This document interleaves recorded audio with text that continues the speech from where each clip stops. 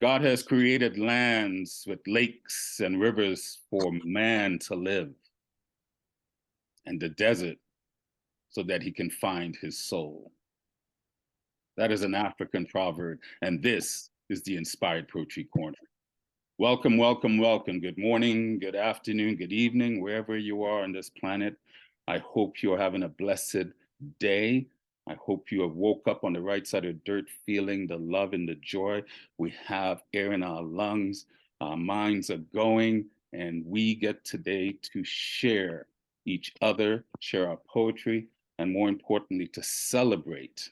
And I say that word heartedly, to celebrate one of our own, a rising star, a voice that generations will talk about, Zomkhonto. So I don't want to do a lot of talking because I want to give him as much time, but I do want to give him a proper introduction. Mbonisi Zikhali was born in Makokoba in Bulawayo. I hope I'm saying them right, in Zimbabwe. His spoken word name is Zomkhonto, but it's also his bloodline totem. He is a spoken word artist, definitely. Storyteller extraordinaire. But he's also an art educator, a youth mentor, community organizer from the grassroots up. And he's also a mental wellness advocate. Considers himself an Afro-empath, and his mission is to bring joy and healing to the world through his words and his storytelling. You can find his works in recent publications like Writer's Space Africa Literary Magazine in the December 22 edition, where he was the editor's choice, the off-topic publication of August 22 poetry contest, Best New African Poets 2019 anthology. And recently, his work was also featured at the World Poetry Slam Championship in Brussels, Belgium. And one of our dearest own lantern carrier says, he's one of the most innovative and creative poets that he knows. And I think we can all share those sentiments. Ladies and gentlemen, as I say this, I'm getting goddess bumps all over me right now. It is my divine pleasure to introduce my brother, Zomkhonto. Zomkhonto, yeah. There you go, Zomkhonto.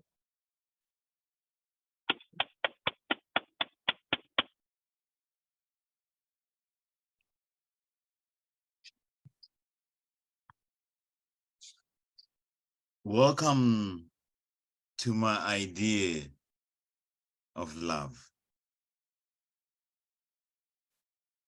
I welcome you to my garden of words. Zomkhonto, Mzilangata, Gabatel, son of Samuel Cuthbert Zikhali, a soldier that deserves his flowers. I'm not deserving of those flowers, but thinking of my dad made me think about this. Instead of giving flowers to the living, how about we start teaching each other how to grow rose gardens? Tell our children that roses have thorns as their only defense against weapons formed against it. That if roses actually really meant to hurt us, they wouldn't tease us with their fragrance only to make us bleed. Because if roses were actually us, we would say, they are just human. Let them be. How many flowers do you know that have declared wars? And if it seems like they did, wasn't it because some stranger decided to enter a garden uninvited, too distracted to see the trespassing sign? How many things do we put a fence around that would have openly spread their arms?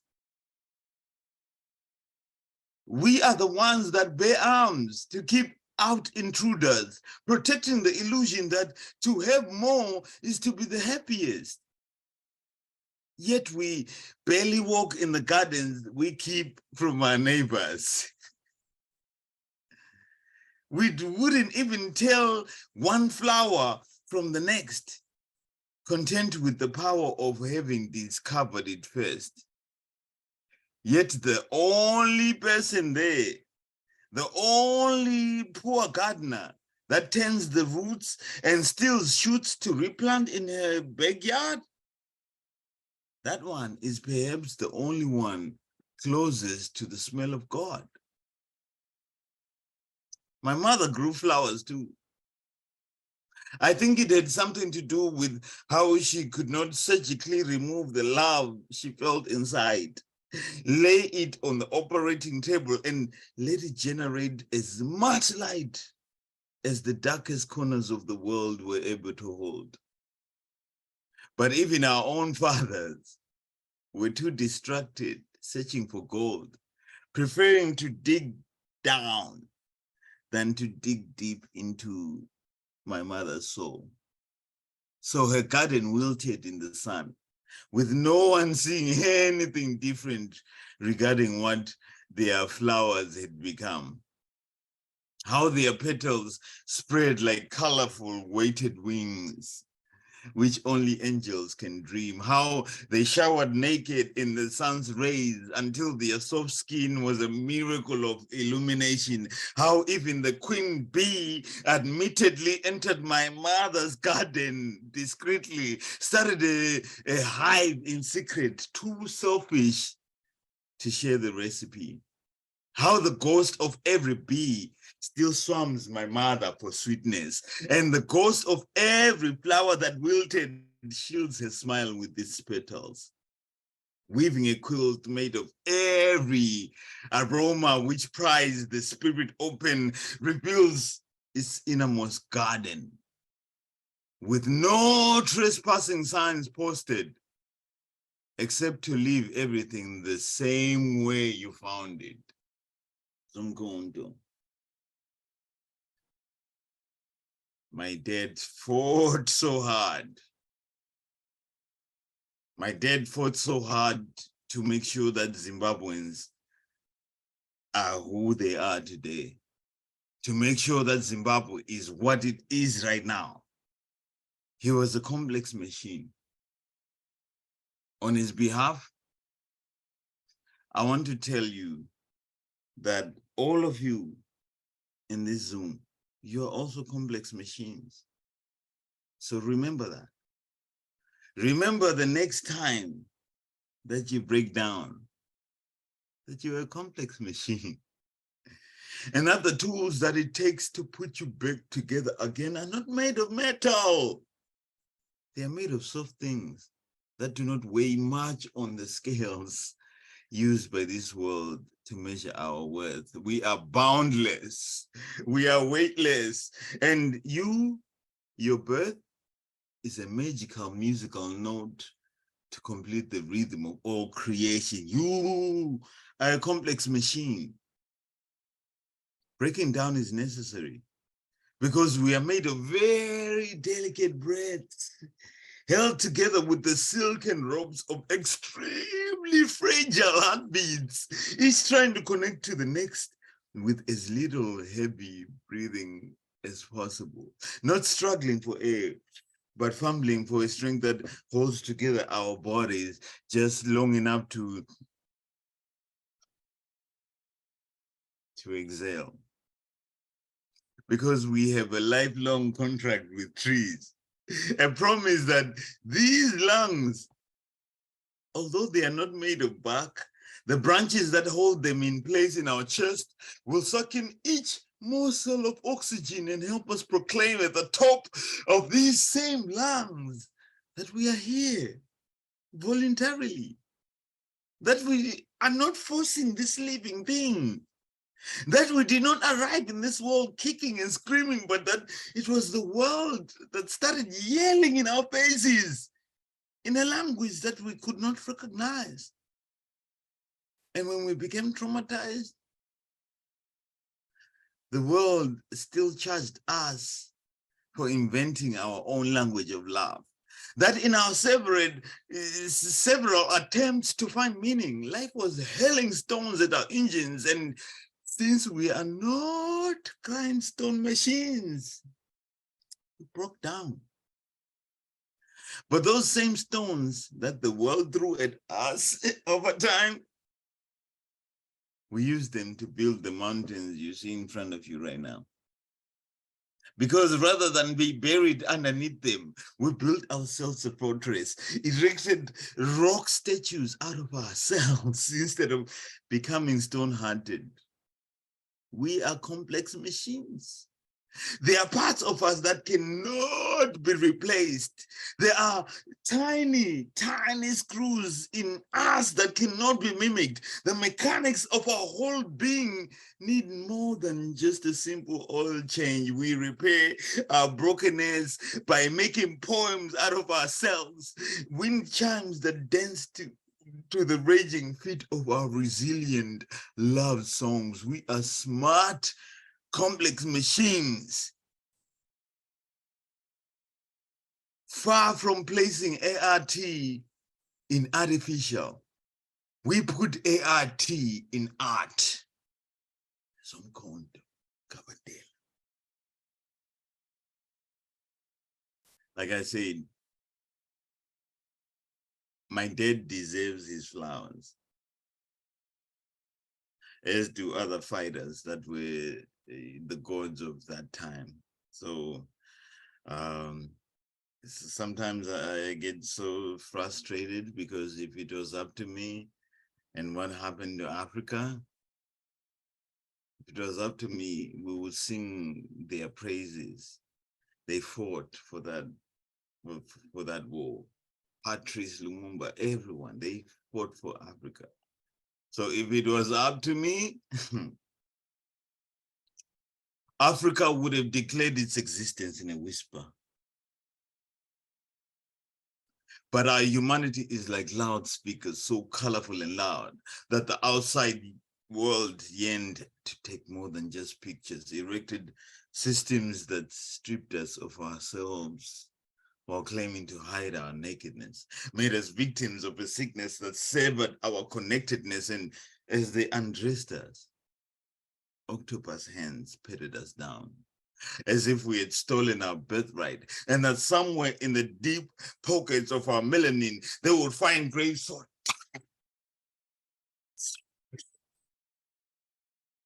like our skin to bury us in.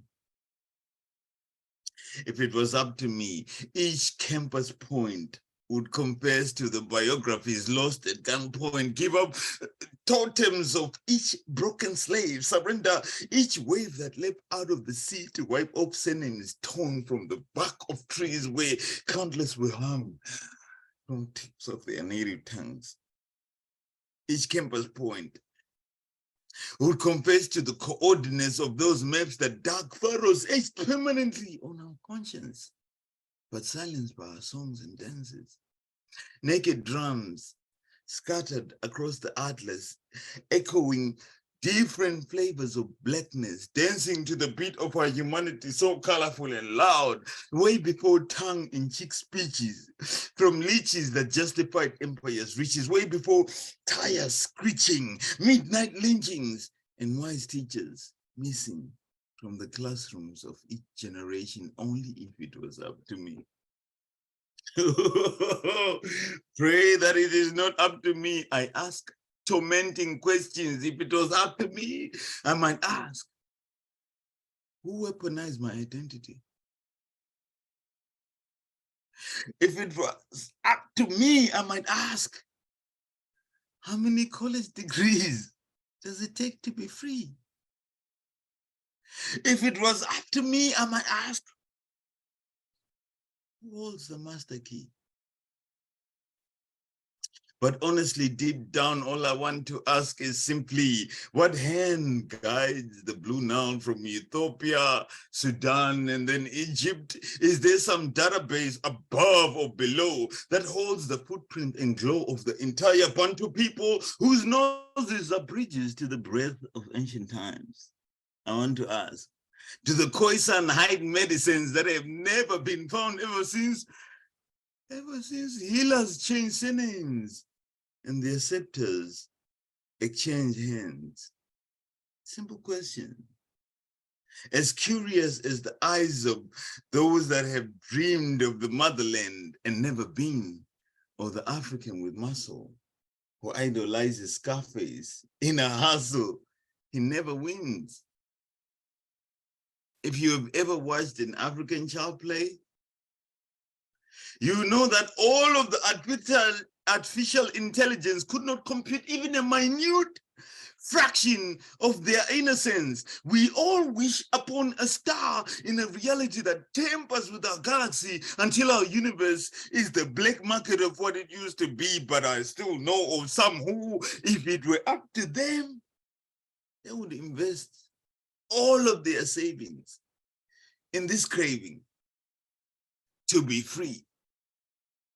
Free like the voices of the griot in Mali that shoulder the secret of the ancients, the way that the hills that surround Kigali in Rwanda carry tea plantations of infinite wonder, free like the arrows from the hunters in Tanzania that stare elephants in the eyes and wipe away their memory, free like birds made of soapstone from the Zimbabwe ruins, which fly into the lucid dreams of young men like love letters from the dead, free like Miriam Makeba, Patrice Lumumba, Nina Simone, Thomas Sankara, Philando André, Marcus Garvey, Wangari Maathai, Asantewa, Queen Zinga, Ken Saro-Wiwa, Joshua Mngabongomo, Winnie Mandela, and all of the dreamers combined. As free of mind as Dr. Samuel Chilepu, the Nigerian scientist that developed the classes, the seekers of cells, the deep wells of all our aspirations underneath our breath, underneath our chest. It's up to us. It's up to us. It's up to us. Zomkhonto.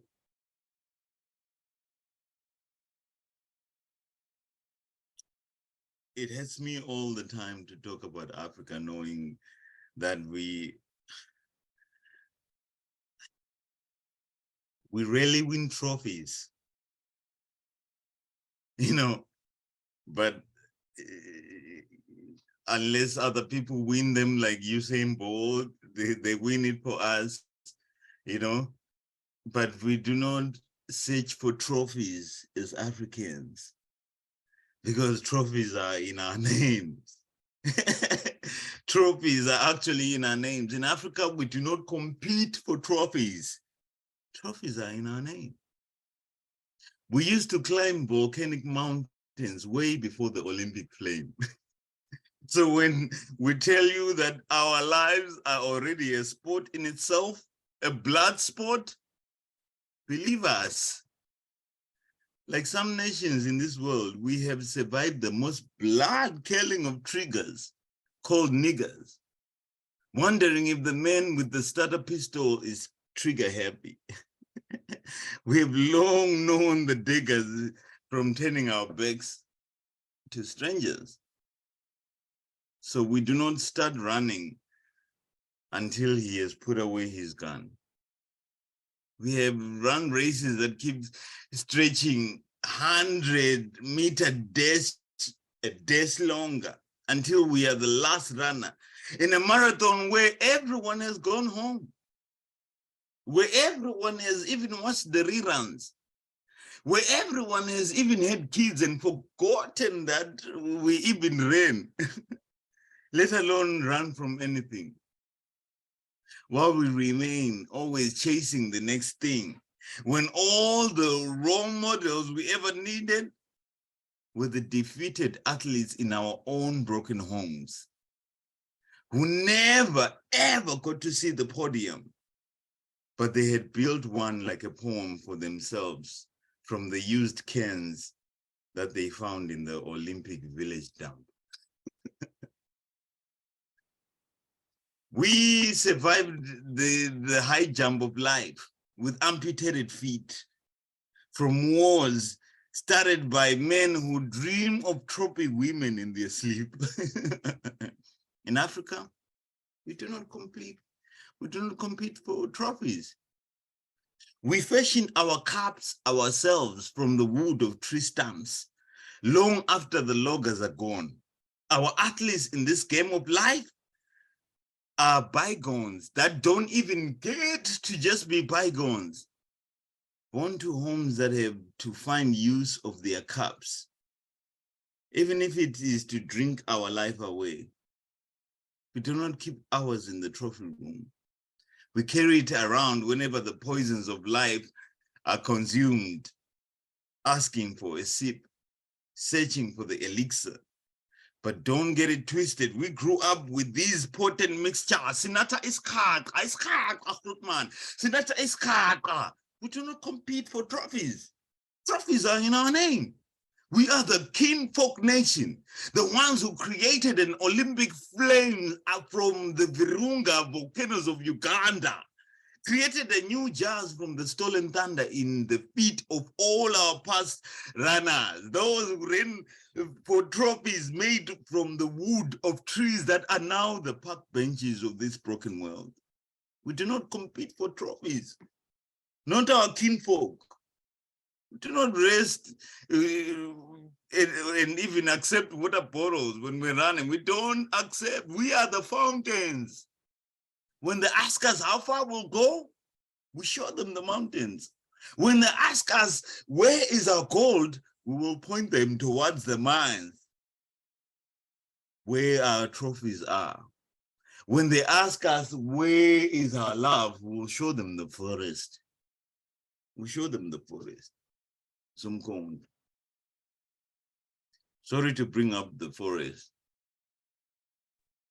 Me, I have certain things I'm still getting over as far as the forest goes. I hate to bring up this poem sometimes because this man is dead and gone. Rest in peace, Mr. Ngwenya. But there was a tree in our yard that still makes me feel a certain way and makes me realize that school teaches kids the opposite of who they are. If it was up to me, I would have told my carpentry teacher I loved trees. Because to miseducate a child is to miss the chance to create something so wild in its imagination. Something one hot air balloon short of its helium soul, and to watch it lift from the ground to the sound of morning birds, to the skin of the sky, and see the ridiculous vastness of it all. Or if you, like me as a child, to remain amongst the trees and let the spirit of the forest bleed into me, such that whatever poetry was growing inside me is tentacled with the branches that carry my ancestors' breasts, their chests and shoulders, the size of baobab trees. When I heard my carpentry teacher passed away, a sudden sadness put a chainsaw to his memory. By all accounts, he was a good man, a man of iron discipline. But to us forest lovers, this man was no god. We had seen trees that towered above him. He was no emperor. The trees had seen his naked soul. But when I heard that he died, something put a chainsaw so deep into his memory, and I heard a loud scream at the root of it, and eventually it crashed with a thunderous silence in the depth of the forest. I haven't been there since, but I walk back to see where it lives today with this poem. So these are the things I might have told you, Mr. Ngwenya. I loved trees. I woke up in the morning to climb a tree right in the middle of the front yard, dead center of one of the tiniest spaces in the world. A tree so majestic, I thought it lived part of its days in the heavens. I thought that somewhere in the sky sat this large smiling woman called God, that she used to let the tree sit in between her thighs and braided the sweet fruit of the fir tree into his Afro-puffs. I love trees, Mr. Ngwenya. And when they cut that tree around the same time that you started teaching me, you were dead to me, man. Your classroom became the workshop of the devil. To miseducate a child, rest in peace, Mr. Ngwenya. To miseducate a child is to tell them that beauty can only come from destroying the things that you love, that certain things can only be pieced together by breaking their spirits. In a classroom, right now, this very second, there's a child learning that puppetry is not geometry. The tape dancing in the sky is not astronomy. That studying insects is silly since yellow jackets did not sell in the stock market, and that their ancestors were not the same voices they had in the forest, in the songs of their roots, the same ones whose tongues you urged us to chop into pieces and stop our poetry mid-sentence.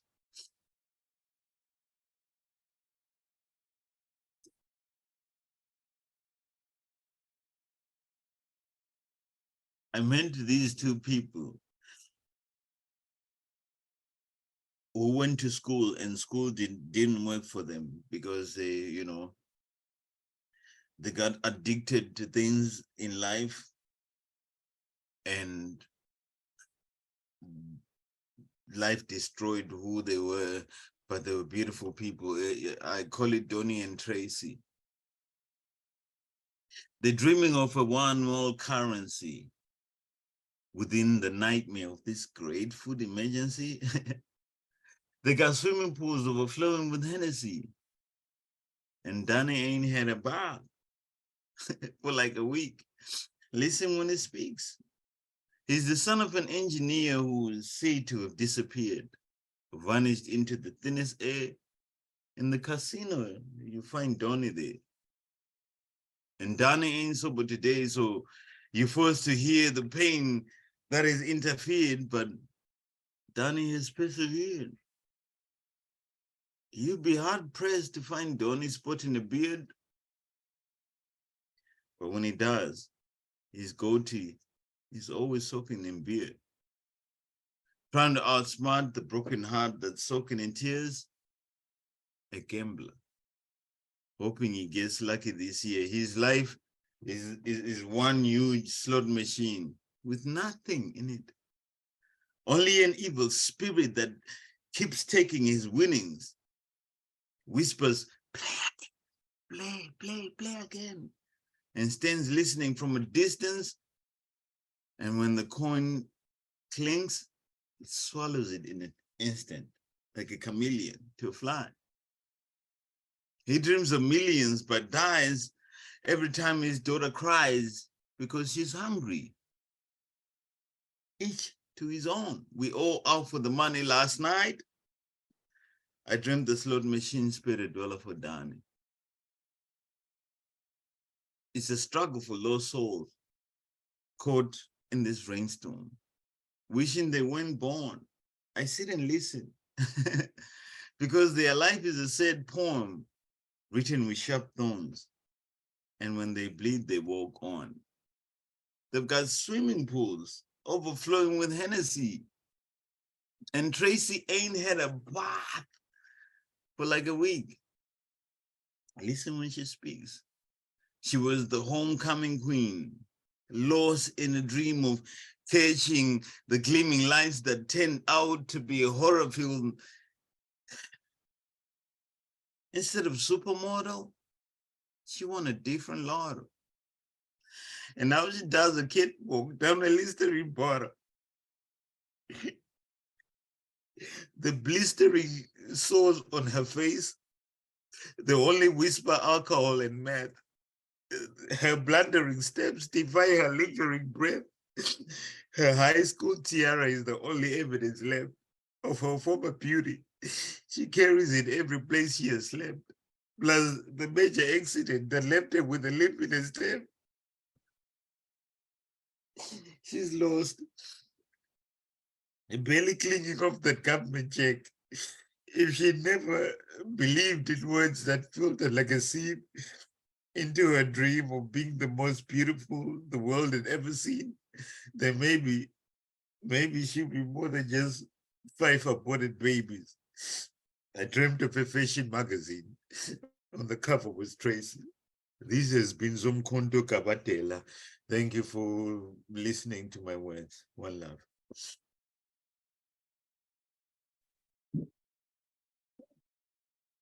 My brother,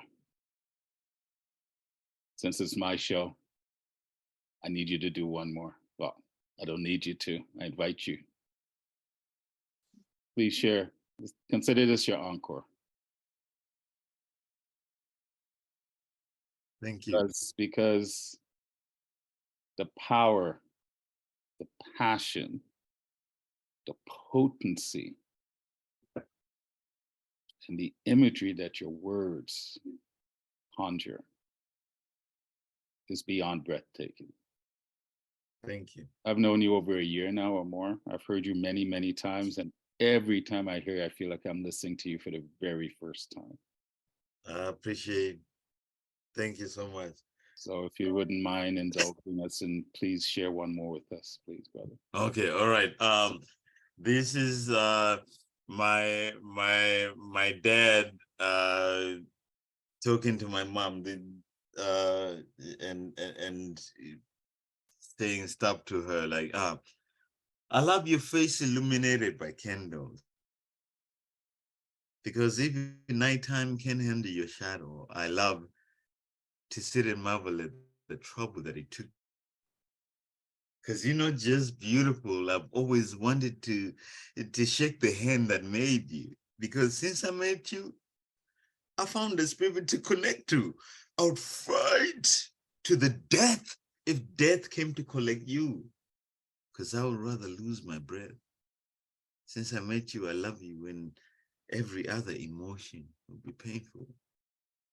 It's like we both graduated from the same school, but no degree of separation would ever take you away from my imagination. I'm constantly waiting to come back home and taste the beautiful treats you've been baking.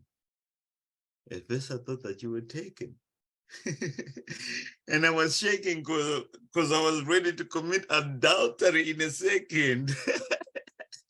Couldn't believe the goddess that I just met with.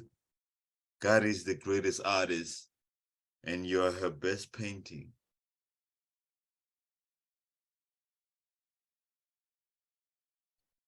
You're brilliant, and what a beautiful poem to send us home with. Thank you. How does this feel? Oh, thank you for accommodating my nonsense. Nonsense. like my friend always says, propaganda poet. Like, thank you for tolerating my behavior. Well, if this is your madness, we welcome your madness. Thank you for welcoming me. I appreciate it. No, I'm being serious. I love your words. I love the passion that you present with, and I always tell poets, you don't have to necessarily agree with what the message of a poet, but can you tap into the brilliance of the poet, right? Go beyond the message and feel the passion. In today's world where we feel that there isn't a lot of love, we keep forgetting there's still a lot of beauty and good in the world, and there's a lot of love because I'm watching it right now. We are all full with so much love, and so I'm always grateful that I get to be around poets Mhm. because we are the, we are the same love that we want to really show to the world, so. You and I have a lot in common because I did a lot of work in the school systems in Western Canada when I lived there, and I love working with the young ones as well. And I think we have Yeah, a similar message of empowering them. yeah. What do you get from working with the young ones? Like I think because I remember that I was young once, so I get an opportunity through young people to see myself in retrospect, So and on June 17th, I'm going to be performing with someone young, but not only just young, but my nephew. So through seeing him and how he's projecting himself in life, I see myself too, Mm. So young people always give me a chance to be myself through them, So Yeah. I'm so happy about that. Yeah. And I wish a lot of humanity can understand that you can, this is why I think it's so important when we share our stories, because when I hear other people's stories, I hear my stories and their stories. I see Oh yeah. myself in it. And I see divine in everyone's eyes. That's a nice line. I see divine in everyone. That's a nice title for a book. I see divine in. Well, you have permission to use it, my brother. You have permission to use it. That is brilliant. Yeah, that is amazing, actually. If someone on this planet had never heard of Africa or Zimbabwe, what would you tell them? I'll tell them that we have one of the 8 natural wonders of the world, and that they misnamed it. It's not Victoria Falls, is actually Mosia Tunya. Mosia Tunya, it means the smoke that thunders. So fuck David Livingstone. That's what I'll tell the world. They named it after Queen Victoria. Who gives a fuck? Sorry. Well, that's what conquerors do, my brother. Yeah. What conquerors do. Yeah. And they hide the actual vision of what Well, it is. and that's Like a good point. Mosia Tunya. Yeah. Mosia Tunya is one of the great, like if you actually stand in front of it, you will know that that's why they chose it for that. Yeah. Because it actually saves you. Hmm. It is the beautiful flow, and it comes straight from heaven. Yeah. Beautiful. Beautiful. I know your parents are very important to you. Yeah. Oh yeah. I know they're very important to you. Yeah. I'm not going to ask you what's the most important thing, but what did you learn from your mom? Oh, Maria. I was just talking to her in the morning today. Mm. What I learned from my mom, because my mom used to be a stick fighter. Mm. So she's crazy with it. Like she will beat up any man any day. I can vouch on that. So she told me to fight. Mm.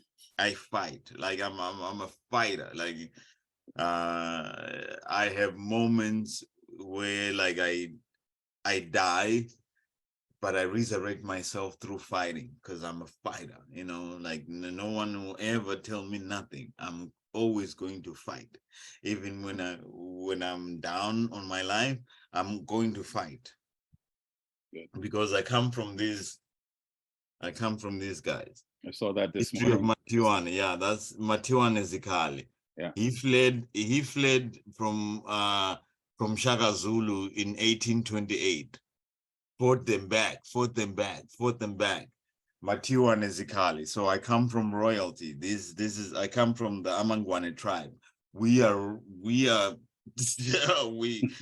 fight. We fight. Yeah. We fight. This book is from 1938. We fight. I actually bookmarked it because I saw it this morning and I went on and I go, okay, I'm going to bookmark this and come back because I have to come on. Yes. What you the current king is called Mbiyake Zikhali. That's the current king of one. Yeah. Okay. So I come from royalty.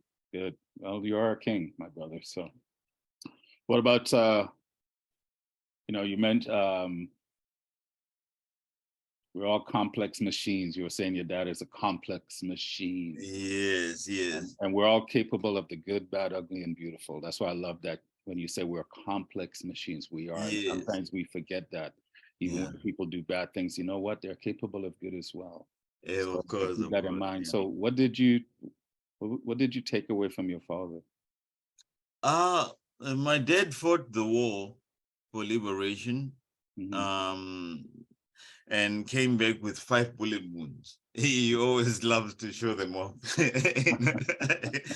He's got 5 bullet wounds, and he fought for the war of liberation. And I've always used him as an example of how you just selflessly go fight for others.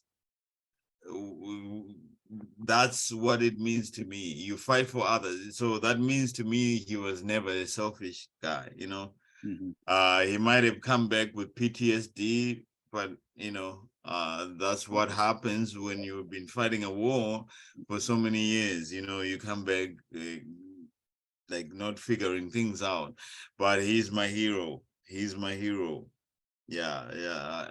I come from fighters, like I said. My mom is a stick fighter. My father actually carried the gun and fought people. So I come from fighters. So I'm so happy to descend from fighters because I still fight myself. Like no one can tell me nothing. I'm a fighter from the heart. Well, then I'm fortunate when I tell you things, you take it in. So,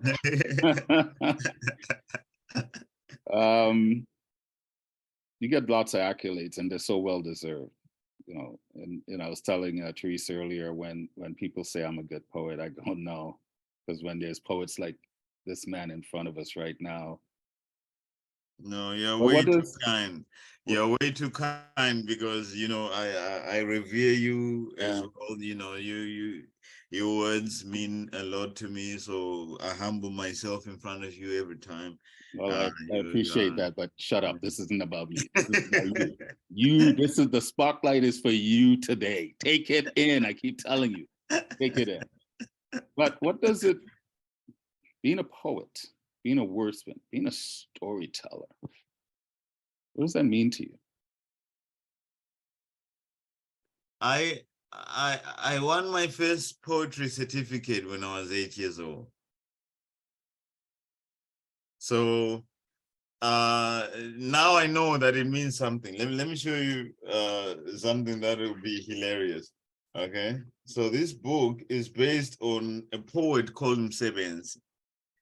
When he was when he was 15 years old, he became the poet for the king. Look at the goatee. Yeah. I believe I'm descending from this guy. You even have the same kind of high cheekbones, right? Yes. So what does poetry mean to me? Poetry is the freedom to see things as they are and reinvent them on behalf of the people.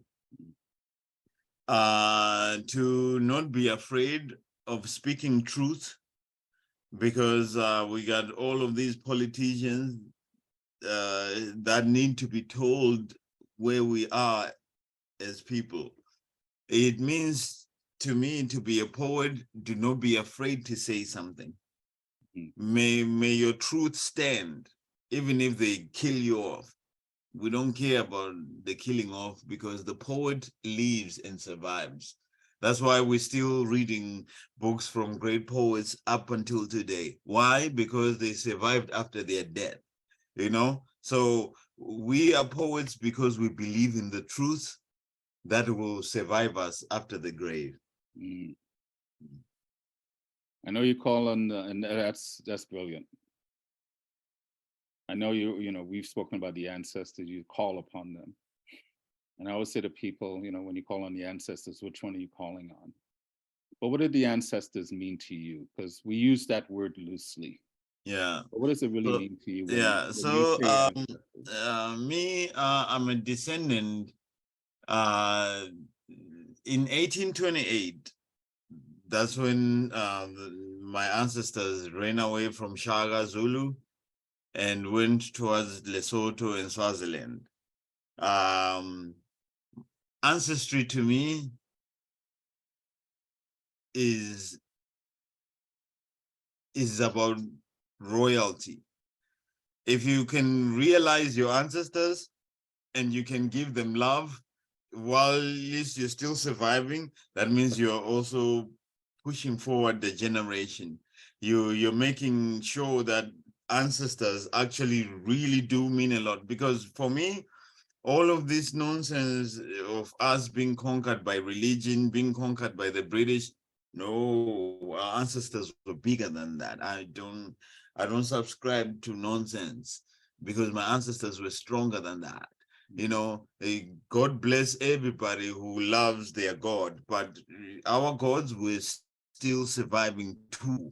You know, we did not need anybody coming down to tell us how to respond to our God. And my God is a woman, and I am so enamored in my ancestry because I know my ancestry lives. That's what ancestry means to me. That's why we still got a king surviving right now, a Zikhali king in Bergville, South Africa. Why? Because we are royalty, because ancestry made us to us. We are still here. We're still surviving. My ancestry means I am still surviving. I'm still here.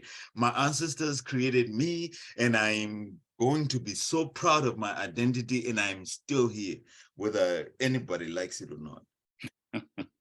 Yeah. Well, we like it. We like it. Yeah. And you talked about, being a poet and being a voice for the people. Yeah. Politicians. I always tell people, though, there's a saying, I can't remember who said it, but people always get the government they deserve. That means the people need to wake up. So I'm hoping your voice, I'm hoping Yes. your voice wakes up the people. Because if we want to change governments and politicians, then the people need to wake up and start electing, True. creating a True. different system. True. For me, yeah, all lives matter, because if life truly matters, Yes. if we truly embrace life, we would hopefully create systems that reflect that. So Yes. keep speaking your truth. I'm gonna wrap this up soon, but I could talk to you in this format forever, and everyone seems to be in agreement. But we did invite others to support you today, so I do want to get to them. Do you have a favorite word, and not necessarily an English word, but in your mother language? Do you have a favorite word? Uh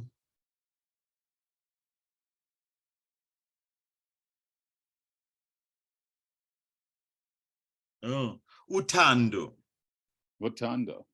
Utando. Yeah. Utando. Okay, Utando. What does that mean? Utando is love. That's not surprising. Utando. Utando. I like So that. when I say Nyagutanda, it means I love you. Nyagutanda. Okay. And when you say Nyagutanda Gakulu, I love you very much. So that's my favorite word, Utando, love, because we need to distribute it more. I hear you. What's your favorite sound? What sound do you love hearing the most? Mbira. I used to play Mbira when I was a kid. No, sorry. I used to play marimba. I used to play marimba as a kid. And then I grew to love Mbira. That's why I bought this yesterday. Ah, okay. Because it was played by, like Spongo will tell you this, it was played by one of my favorite people to ever live. May she rest in peace, Chioniso. Yeah, so she used to play this so freaking amazing. So yesterday I met someone who was like, oh, get this, Yeah. and so I'm going to be like practicing this sometime in memory of Chioniso. Rest in peace. Okay. I'm not going to ask you anything about Angela Davis because I'm pretty sure, knowing you, there's a poem coming. I'm gonna go like oh my God, I'm sure that's there's a so piece, amazing. or maybe a couple of pieces coming from that interaction. So I'm looking forward to that. I'm And gonna she's cute too. Yeah, well, she looks good for her age, right? Us old people. Yes, Some of us. she age hasn't well. aged at all. She hasn't aged at all. Yeah, and like she talks the way she talked back to the system. She still Right. talks the same way, and that was amazing. I met her at Carleton University. She was a speaker at that time, and I was doing my master's in journalism at that time. So she came to speak to us, and whoa, Angela.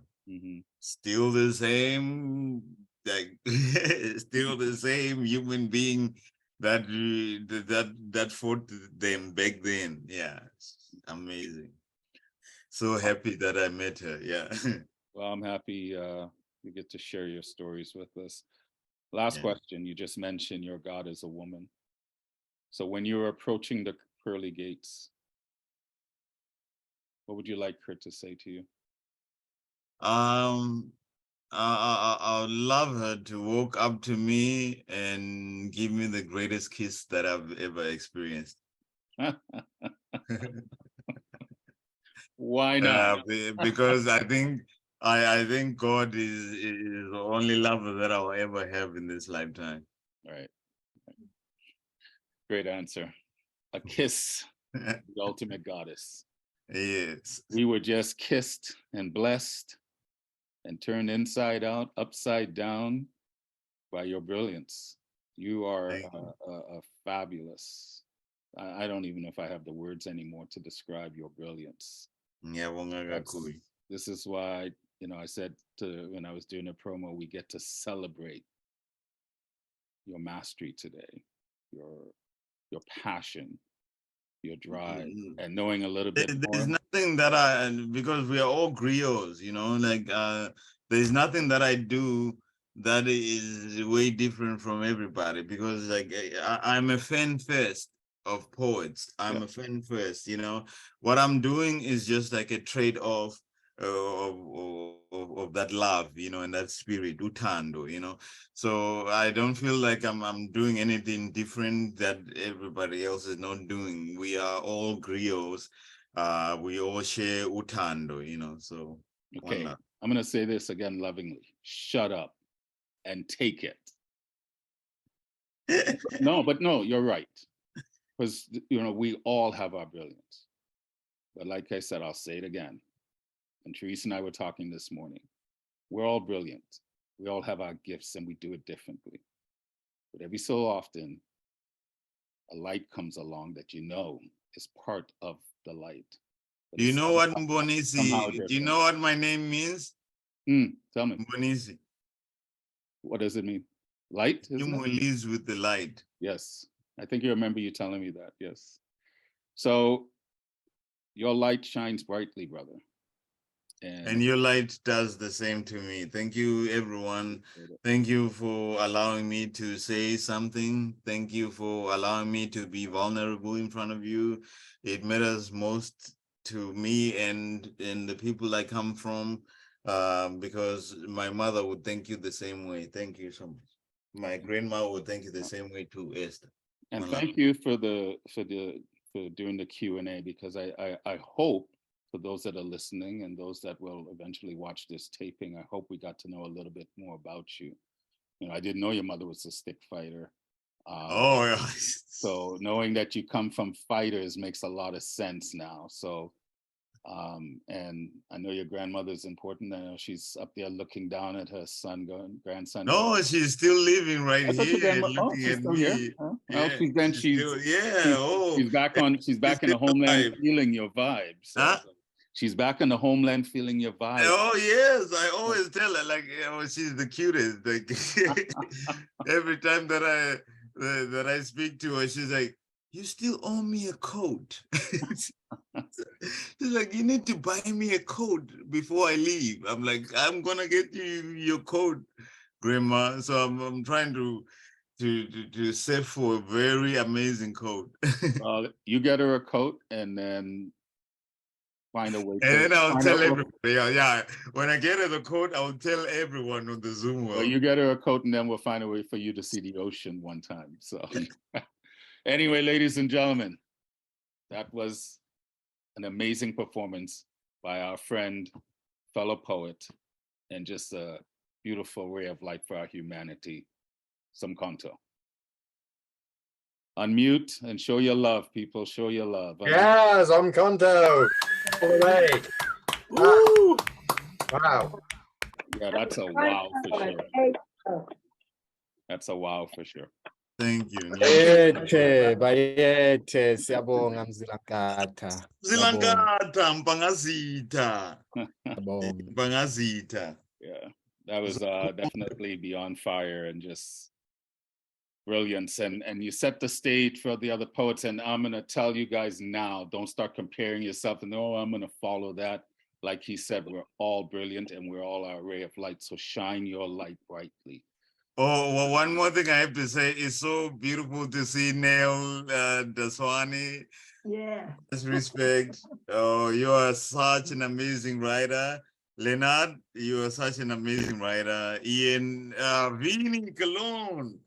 Oh, yes. Dr. Molly Joseph, Thomas, Mystique, Randy, Angie, Queen, Winnie. Oh, she's here from Botswana. Oh, my God. Ah, my. Lantern, thank you. Mona, thank you. Jane, you are one of the people that started this. So I feel great knowing that you are here because you all started this movement. One of the greatest beat poets of all time. Chris, thank you. Freddie, thank you so much. If I didn't mention you, I'm sorry. Michelle, thank you. Alexandra, always, always. Thank you. Well done. Anyway, thank you, brother. Thank you for agreeing to do this. You definitely did not disappoint. If anything, you surpassed my expectations, and I usually don't hold expectations. I just knew you would be brilliant. So thank you once again. All right, let's all shake our shoulders and breathe in, taking some oxygen as we start the support cast that's here for Zomkhonto today. So as usual, we like to follow our features with being that, Sunday morning recital is almost like going to church, a poetic church. So I always like to invite our friend from Greece to start the proceeding of support poets. So Alexandra, from not the island of Greece, I'm just going to say Alexandra from Greece. Please dazzle us with your brilliance. I realize that we're heavily influenced by our ancestors and cultures from Zomkhonto's recital.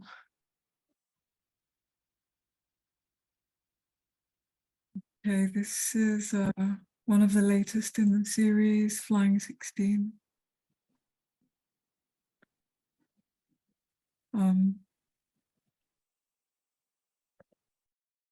Do they know the throbbing of my aura is shaped with storms and sunrises, raging Titan battles and cirrus waves, asking for exquisiteness. In this microcosm that offers visionless nights, deluding shadowed consciousness. In this macrocosm that offers shimmering oceans, rippling golden primary rays, raising physical generations filled with high-spirited panentheism, protecting year's expression of wedded earth and sky, each cycle directing us to higher spheres of transparent visibility, enduring olive trees blossoming out of granite, rebirths blossoming out of catastrophes, Do they know the pulsation of my well-being is shaped with suffering and prayers, cracked fates and miracles, asking for empowerment in this microcosm that offers sacrifices steeped in bloodied laurels and stigmas, in this macrocosm that offers sanctified healing from etheric vitalizing currents, forming gastric generations inside the antecedent Olympian womb, woven by an ancient rotating cosmic nucleus, contracting and dilating, attracting and repulsing, desynthesizing and resynthesizing, omnipotent force. Authentic cures awakening out of taxing disorders. Vigor awakening out of feebleness. Do they know the resonance of my hymns is shaped with chimeras and truths, remodeled longings and wind chimes, asking for harmonization. In this microcosm that offers nostalgic harps from lost treasures, in this macrocosm that offers 7-chord lyres tuned with Apollonian notes, reverberating noetic generations led by Orphic pioneers, by sacred sibyls, by Delphic ideals, in a perfect rhythm of dithyrambic solidarity, in a luminous maturation of our superior selves, supernal melodies spiraling out of clamorous dissension, eudaimonia spiraling out of melancholy. Do they know the euphoria of my triumphs is shaped with steel and devotion, Pyrrhic dances and ecstasies, asking for humanization in this microcosm that offers unholy acts of hybris, in this macrocosm that offers honorable acts of praise, progressing numinous generations, sharing lightning sword intuition, bearers of prophecies with earthly duties, initiating merging poetry, science, philosophy, politics into one indivisible prototype of unrivaled integrity. Aureate humans ascending out of rudimentary humans. Golden ages ascending out of barbarity. Do they know at all the pledge of our flights is shaped with chaoses and creations, perishable and imperishable psyche flares, asking for inextinguishable, omniscient eruptions. Thank you.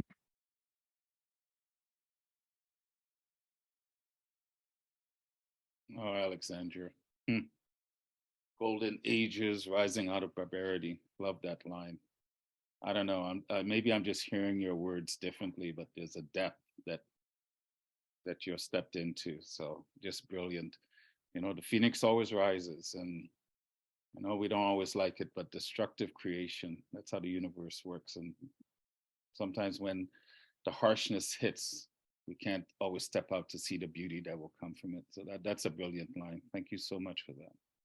Thank you so much. And thank you so much for your constant presence and just the soothingness of your voice. So there's a depth to your work and words, but the way you deliver it, we drink it in even when we're not realizing we're drinking it in. So well done, my friend. Well done. Well done. Just brilliant. All right, Scott D. Young, you're in the green room, and up next, returning. It's been a while, but it's always good to hear this man's work. Christopher, my friend, the floor is yours, and you can screen share. It's already set up for anyone else that's coming that wants to screen share. You don't have to ask. I already set it up for multiple people. So, Yeah, thank you. you're most welcome, my friend.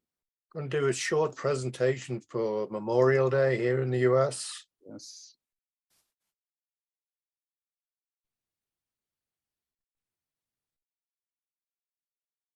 Rows on rows of stones, each grave a life given, a flag for each stone. Earthworm dampness. Late afternoon rain draws a musty smell from the earth after another hot day. A backhoe moves earth, uproots trees, a mulcher whines. A hard hat feeds limbs into the whirling blades. They're clearing more land for more graves at Arlington Cemetery to add to the 250,000 that wave already with stars and stripes on the manicured lawns, sloping down to the muddy Potomac. And finish with this one, poem by Jonathan Skinner, ekphrastic poem matching this poem, Reflections by Lee Tita of the Vietnam Memorial Wall in Washington, D.C. Reflections. Coconuts I gather in my dreams could never be enough to feed me. All I own is my reflection. Mercy lives in this machine after winter. Blooming spring showers with a warm affection and the stones that we throw.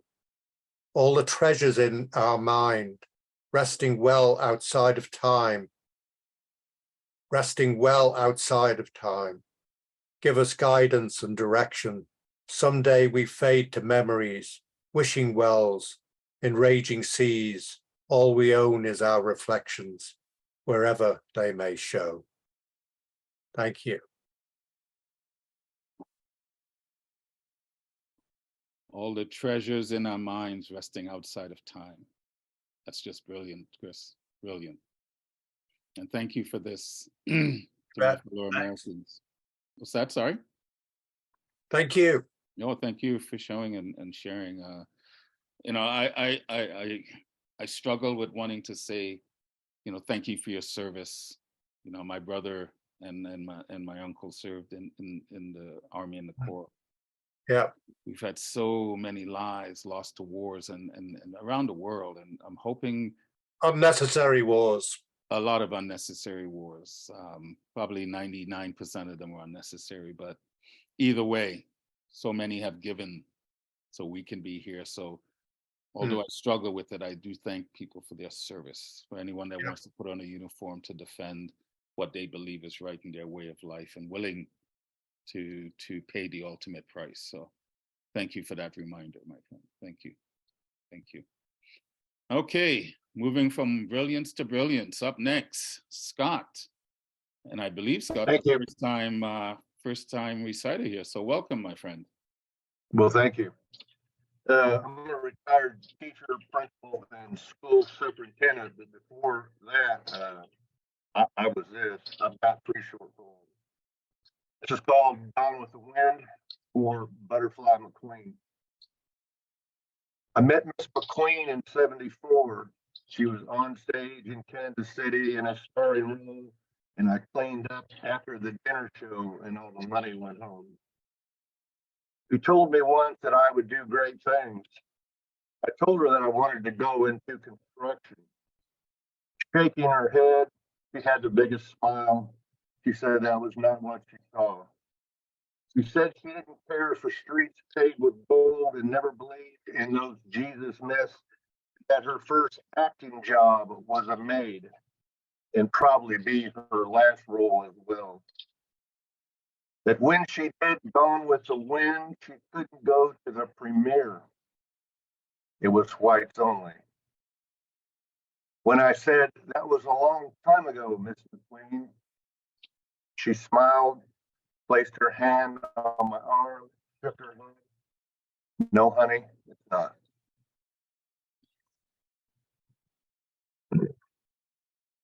This poem here is one that one of my last days teacher Sometimes we don't get fractions. The week before school's out for summer break, Caitlin's uncle buys 2 cans of starter fluid for this week's match, blows himself up and burns a house to the ground, all before she catches the morning bus. Kaylee tells her teacher she sleeps with a knife under her pillow that her mom gave her for protection in case her mom's new boyfriend comes in her room at night. After he shoots drugs in his arm and tells her if she goes into his room again, he will sick his Doberman on her and chew her face off. At 9 years old, she tells her teacher she knows that's not normal. Some days we never get fractions or reading, but hold them on our laps, waiting for the hotline call to be completed. And my last one comes out of my creative writing class. It's entitled, She Only Wants. She says her parents loved her so much they divorced. So at 14, she walked 3 miles down a dirt road to drive her grandparents home from the bar that turned into all day. When her dad moved back before going back to the pen and her friends came over, he would send her out on the 4-wheeler. He said she was a cock blocker. She had to Google that one. She believes the boys think she's pretty when she goes braless. At school, but behind her back, they chant limericks that rhyme with her name. The last assignment was to write a poem titled, What I Want in Life. She turned hers in within minutes, punctuated with a heart. I only want what you want. Thank you, Ralph. No, thank you, Scott. I'm sitting here like getting closer to the screen, just drawn to your words and your delivery. The audio was kind of spotty, but I like that because it forces you to actually really listen and to take in all the words. So that was really brilliant. Thank you, my friend. Thank you for showing up and for supporting our feature, but also for sharing your words. Thank you. Thank you. Thank you. You're most welcome. You're most welcome. Come again. Come again. And this next, I'm assuming it's a young woman, came in this morning, and then I found out that Fongo brought her or directed her here. So we have a first-time poet. I'm sure they know her brilliance, but I'm looking forward to this. So up next, Mystique, the floor is yours. You have up to 5 minutes to share your brilliance with us. Okay, thank you. You're most welcome. My name is Mystique. I'm just an angry millennium masquerading as a poet. So the piece that I'm going to read for you was triggered by the overturning of Roe v. Wade last year, and it's entitled "The Why in Your Uterus is Silent." Okay. This vagina on my body does not belong to me. This uterus is not mine to do as I please. These ovaries are precious possessions of the state. These organs that my body so happens to house belong to the big man. By big man, I mean the penis-owning, ballsack full of unborn children carrier, disguised as a law-abiding, morally upright politician and sometimes righteous man of the cloth. Here to preserve the word of God, a God famous for impregnating a teenage virgin without her consent, just so she could bear a phallus-owning offspring to deliver us from the evil that is womanhood. My pregnant sister was told that her baby would never leave. The fetus is not viable, he said, but she is forced to go through 9 months of bonding with a bunch of cells that will never be human. Because in the year of our Lord, 1847, a group of straight white men disguised as doctors that claimed to know more about the uterus and pregnancy than the female midwives who came before them, backed by priests and fathers of a church that is more famous for molesting young boys than it is for upholding the moral fiber of society, decided that abortion is an immortal sin. Tiana, a Black woman who finds herself pregnant with no means of supporting either herself, let alone another human being, is told that much like her ancestors, her womb belongs to the white master. He has overall say over what she can or cannot do with her body, for he fears if more women like Tiana are afforded an opportunity to decide whether or not they are ready for motherhood and its burdens, he will run out of children for yet another mentally unstable young white male to kill at a school shootout. After all, preserving a few cells is more important than gun control. And we would rather kill our children when they have beating hearts, dreams, and actual lives. May you remember that your vagina is nothing but a playground for men to practice their masculinity. Your ovaries are for the church to prove how pro-life they wash away humanity with floods God is. And your uterus is the only string holding the morality of war-hungry, nuclear-wielding armies. Abortion remains the worst sin in the eyes of men who are continuously funding genocides and wars. Thank you.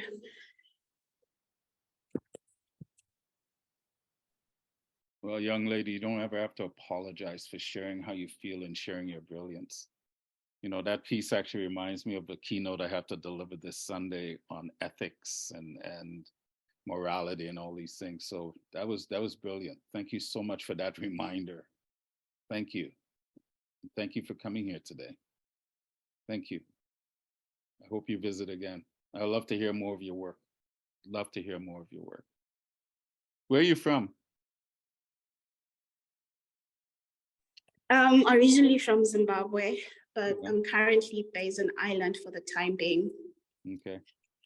Well, thank you, my friend. Thank you. And Congo, thank you for directing her this way. Thank you so much. I'm loving, you know, I may not always agree with the young ones, but I love hearing the young ones. I love hearing their passion because, man, it will take you places. So keep writing and keep sharing your fire. Keep sharing your fire. All right, from one brilliance to the next, Mona, a returning newcomer, not so new anymore. The floor is yours, my friend. Thank you, Ro. I wanted to thank Zomkhonto for his poems, and I wanted to tell you that your rose garden, your rose singing of Africa really touched my heart. So thank you. I wanted to share a poem I wrote a week ago in my visit to Oklahoma, Fort Sill, Oklahoma. I went to visit with my son, and I wrote a poem there after learning more about the history of the land. And I want to share it with some pictures I took at the Wichita Mountains Wildlife Refuge. And also, I want to mention before I get started, I want to offer this as a land acknowledgement for the warrior cultures that inhabited the land, the Comanche, Apache, Kiowa, warrior cultures, horse-based born warrior cultures, and their semi-settled plains villagers, Wichita, the buffalo hunters. So this is like an offering.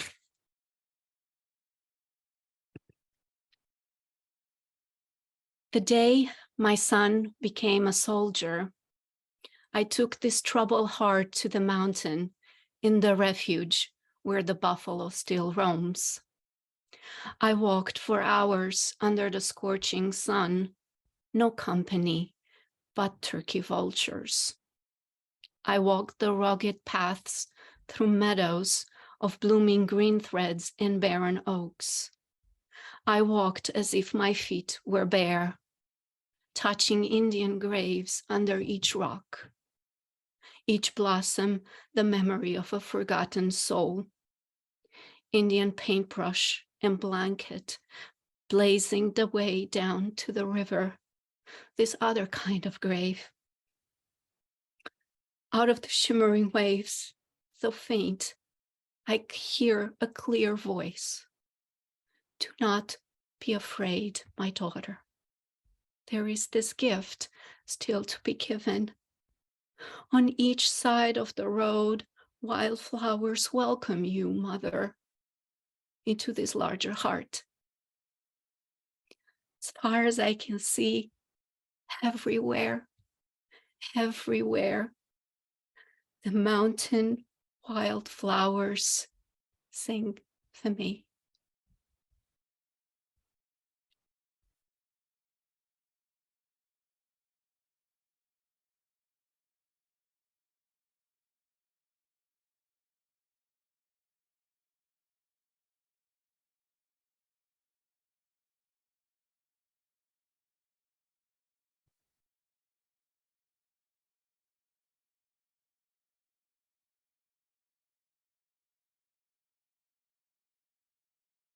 It's a brilliant presentation. Thank you. And I love seeing the photos of you with your son as he graduated. Another brave soul that's willing to put on the uniform. So thank you. Thank you so much. And thank him. Thank you. Your photography is breathtaking. You have an amazing eye, my friend. You have an amazing eye. I just love watching your photography. You and Thomas, man, you guys, I don't know what you guys have in your camera, but you have a way of capturing the world that just moves the heart, So thank you for that. All right. You're only going to do the one? Yes, just. Okay. Just wanted to double check. So thank you. All right. From brilliance to brilliance, another brilliant young man, poet, Leonard. Floor is yours, young man. Another young great-grandfather, yes. Yeah, Memorial Day. I spent significant portion of 1968 and 1969 in Southeast Asia. My oldest grandson spent way too much time in Afghanistan, and lest I sound ungrateful, if anybody wants to thank me for my service or for his, please stop and think that our government lied to get us to provide that service in both of those wars. I came back kind of screwed up. My grandson came back extremely screwed up. And a lot of our friends didn't come back at all.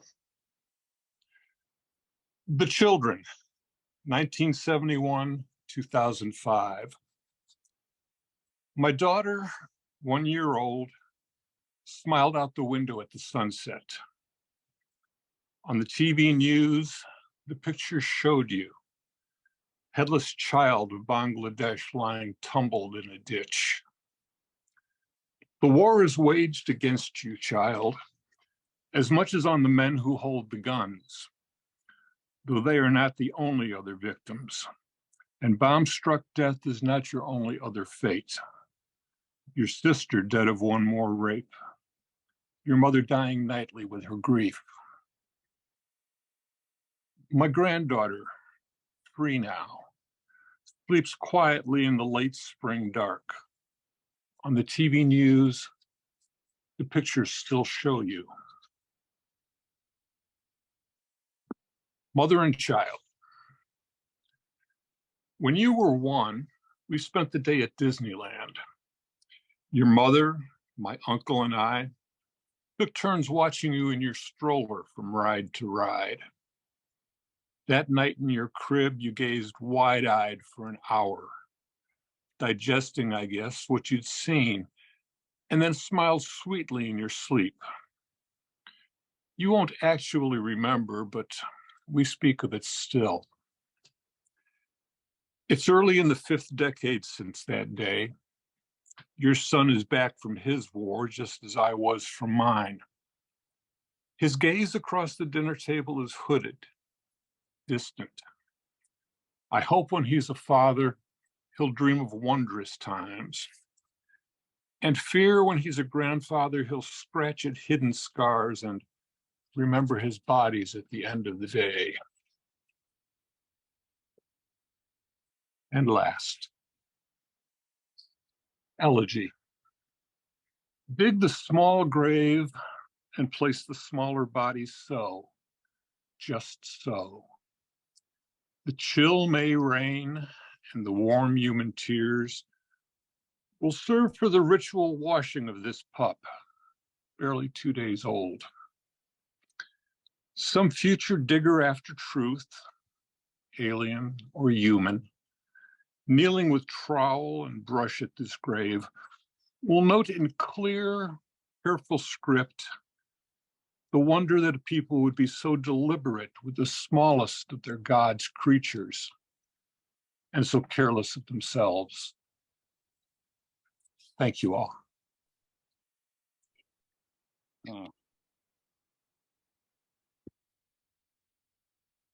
Currently on my mother's side of the family, one of my ancestors served in the Great War. Now you may ask which Great War, because World War I was supposed to be the war to end all wars. Yeah. How did that work out?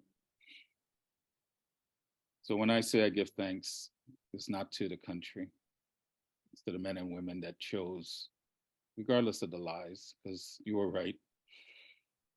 Vietnam, Iraq, regardless, you're the one that had to go through it. And you have a way of getting us to understand the depravity. Thank you, my friend. The depravity of war in a way that we can digest. I don't think any human, you came back messed up. I'm surprised you didn't come back more messed up. I don't think you're supposed to see that sort of depravity to humanity. So the fact that you came back and your son, I say thank you. Thank you for being here.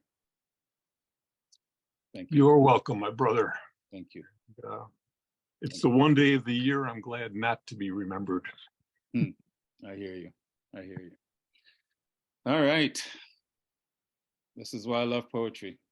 This is why I love what we do. Doesn't matter whether you agree with the topic or not. It's appreciating the artists and having, like Zomkhonto said, the courage to speak your truth from your experiences. Because at the end of the day, who am I to challenge your experiences? So from one brilliance to the next, right? Another brilliant voice that I'm so glad that she can make it on this Sunday morning. Therese, my friend, the mic is yours. Thank you. This has been fabulous, I tell you. Zomkhonto, I don't even have words for you. I try to write them all, but believe me, you are one in a million. So, and I love the interview. I think you did such a great job, Ra. Thank you. So I think it's funny because I tried to pick a few poems that that I haven't read like for a while, and a lot of them about light. So let's hope that's interesting for people. If I can find it. So this is the first one, is called Lace Curtain. Beyond the still, light still comes. Light entices resistance of the will. Light still comes, fecund in silence. It's one, see. The modesty of faith. I made my way to atone, caught up in the snares of the dark, as if all depended on me alone. I did not turn, I was not free, yet the endless light still shone. I was embraced now by the rush of grace, resist as I must and urge to gaze on all your faults. I saw all limitations turn to dust. Together now in my fullness with others, there is no breach. And yes, now love is in reach. Love is complete. The living room. The shade was ordinary. The revelation that it was a thing shocked me. All things surrounding it were languishing, soon to leave, as we all must. The ordinary objects of daily life give the illusion of permanence and predictability. A teacup, a shade, a lamp. And this is reminiscent of working with people with AIDS since the late 80s. I worked for about 14 years. Generosity.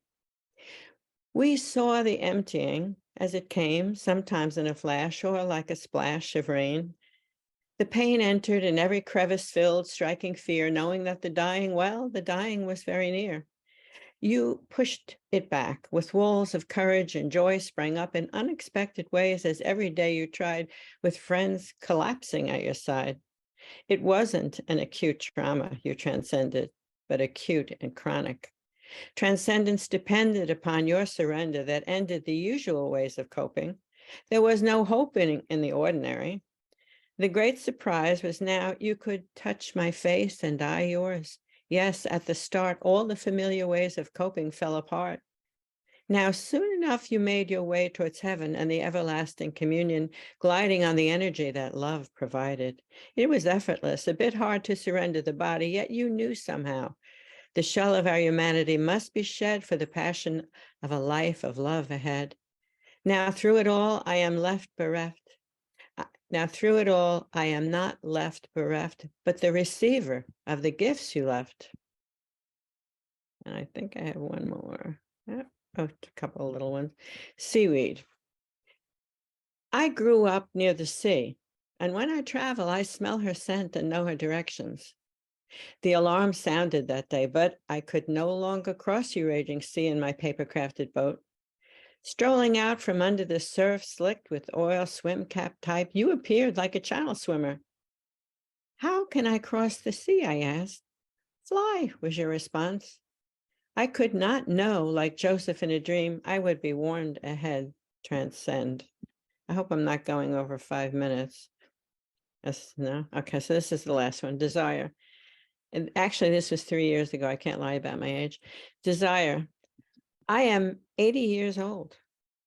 And I recall being here, the chill on a cool spring day. Empty of companions, solitary and satisfied, I am content, wearing my nice cashmere sweater, a Christmas gift. No one here to wear it for yet. This place, it smells of the sea, and every breeze carries her beautiful scent. There are no questions, just loneliness and longing. We are made for love. I remember this place. Thank you. There's such a simplicity to the complexity of your work. And I don't know if I know some of you may know this woman. I enjoy when we have the opportunity before a show to talk, getting to know you and the things that you do. This is why it's so important that regardless of our politics or religious beliefs, man, we're all humans and we all have choice and free will. So we're going to think differently, but take some time to get to know people. You'd be amazed. You'd be amazed at the life they've lived and the things that they've done. And I think when we talk to each other, we find we have more in common than difference. I think we've been conditioned for decades now to believe we have so much, we're so different. No, we're not actually. We have so much in common. I love talking with you and just listening to your stories. And I love the fact that you live near Fire Island. So I love the diversity. I think it's one of the strengths of the poetic community, really. Yeah, the strength of our humanity. We're such a diverse humanity. So thank you for those reminders. Thank you. Thank you for you and the work and the words that you bring. Like I said, there's a simplicity to your complexity. It just draws you in, draws you in. And don't ever apologize if you go over, so you did 6 minutes. Who cares? It's my show. My show. And we get to a certain age, man, we earn that. You know what I mean? We earn that. So anyway, thank you, my friend. Thank you for being here. From brilliance to brilliance, I lovingly and affectionately call him the professor. Like Zomkhonto, he's one of my favorites. Ian, dazzle us, my friend. Right, and as I refer to Raw normally as Moses, coming down with his tablets from the mountain, always worth it. I'm really pleased that I took time off from my exam marking to catch Zomkhonto. Thank you, Zomkhonto, it was brilliant. Okay, so I said I got some poems I started recently and sort of reflections post-pandemic, post-lockdown. And I kind of working title is called Coming Back Up for Air. And most recent one is called State of the Nation. A scene from my regular perch in Cafe Nero's, sitting over my coffee, looking out over Blackgrave Street. The world looks back at me from beneath the frown of greying skies, but my gaze reaches only as far as Blackgrave Street, just across the way from where I'm sat, sipping my coffee, pondering how far we've come since those times of lockdown back in the day. Or is it how far we have yet to go? Splintered shards of memory flash by me as wayward thoughts catch on those encroaching brambles with their sharp claws, growing wild in distracted minds, and then looking upwards with tepid hope still alive. The fractured sky glints menacingly back at me from myriad myopic windows, staring out of sunken eye sockets, sullen, lacking all benevolent spirit. A tired glare hardened by the desiccation of neglect. And all of this apparently overshadowed by mere baubles, showy displays of fastidious pomp, less majesty, more magisterial. And so, as my coffee inevitably cools, according to the natural entropy dictated by the second law of thermodynamics, I make ready to disentangle my preoccupied reflections on the state of the nation, to head for the clear, translucent waters of detachment and inner tranquility. Thanks. So two more about breathing, which I thought is appropriate considering how the pandemic was about not being able to breathe.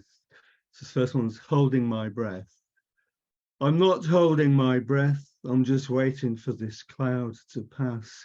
Plenty of time to worry about minor details, like learning how to breathe in and breathe out again. I'm not holding my breath.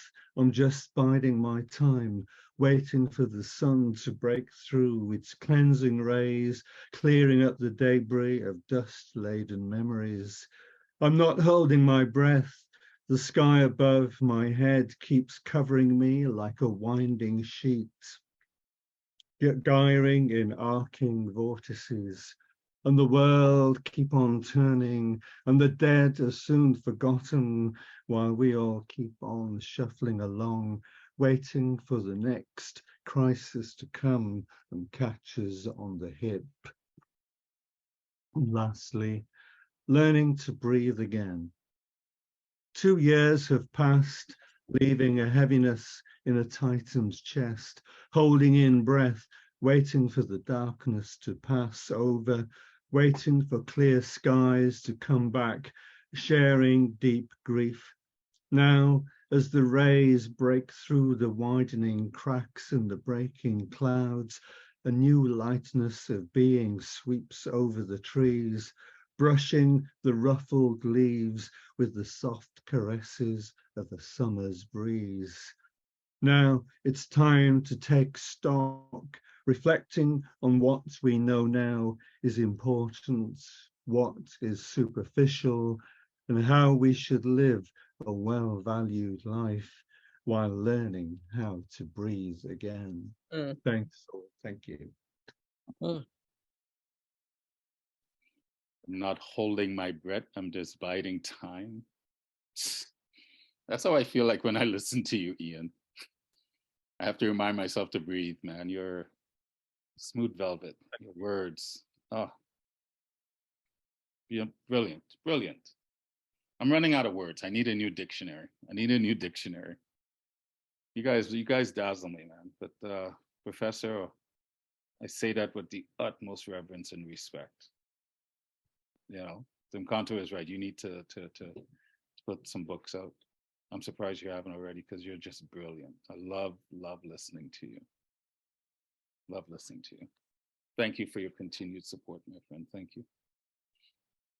All right, I guess that brilliance to brilliance. This is a first-time person that reciter here today. It's not a poet, but he's definitely a storyteller. And he performs with Kinfolk Nation. He was one of the original founders of Kinfolk Nation. Now he's blazing the trail. Just did like a junior spot with festival. The festival comedy. I can't remember the right now, but this young man I know from my days in Kelowna as well. I still get the opportunity to chat with him. I just think he's a brilliant storyteller. Anyway, guys, give him a warm Inspired Poetry Corner welcome to Randy. How you doing, brother? Hello. I'm doing very well. Are you back in Vancouver? Hear me? Yeah, we can hear you. Okay, I'm in the middle of a trip. I'm coming from a trip to a trip. This is the life I'm living, and it's a beautiful thing. I thought I would share it with you guys. But I wanted to say thank you to, man, I'm going to mess up his name. Tom, the featured artist at the beginning. Oh, Zomkhonto. I had a hard time with his name. Oh my God. Yo, that felt like church, man. That was so beautiful. You know, I came in and I'm like, I'm seeing this guy, he's in that trance. He's in that trance. I'm like, why is this guy crying? I'm laughing, you know? And then by the end, I felt the tears coming into my eyes. You know what I'm saying? And now people are looking at me like, why is this guy crying? It's a beautiful thing, man. That was amazing. And all the other poets that already came up, I love it. I'm so glad that I got to witness this. This is amazing. One of the poems I performed was actually about my brother over there, Trophy. Oh, okay.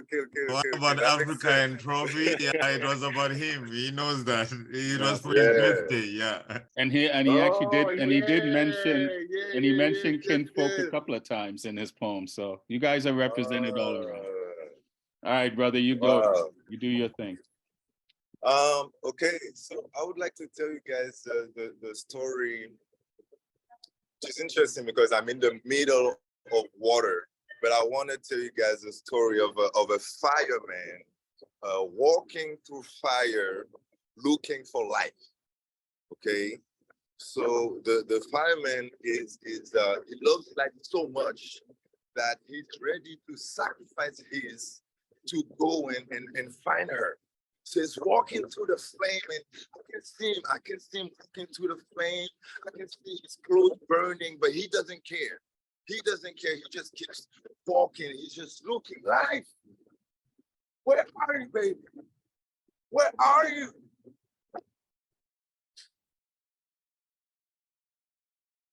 I can see his clothes burning, but he doesn't care.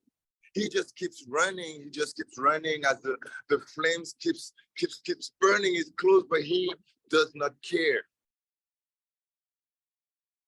And as it goes, you know, people lose patience. And sometimes hopes want to slip out the window. But as the fireman started losing hope, as he started thinking that life would never come back, all of a sudden, out of nowhere, right out of the ocean, life jumped into his arm.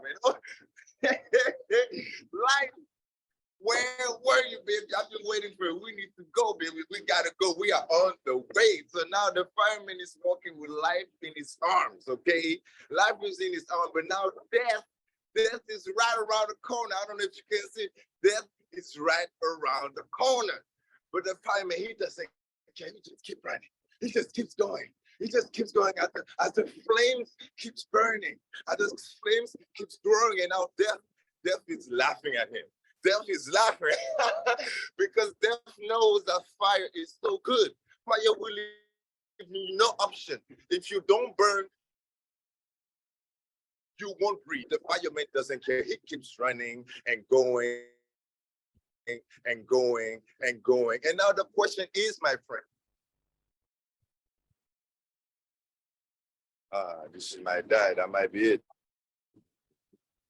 Is that it? Can you hear me? Yeah, you kind of cut out there, but keep going, yeah. Okay, I think I'm back. Yeah. I'm back. Am I back? Yes, yes. Yes, you are. Yes, you are. Yes. Almost. We can hear you. It's the middle of the ocean. I'm sorry. Oh, you're on the ferry. Okay. I've had that experience before. Yeah. So, all right.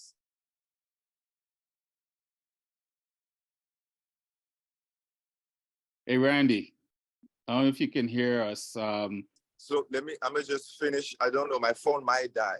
Yeah, Phone keep might going, die. keep going. We Did can hear the you now. fireman die happy? Did he die happy? Did the fireman die happy? Okay.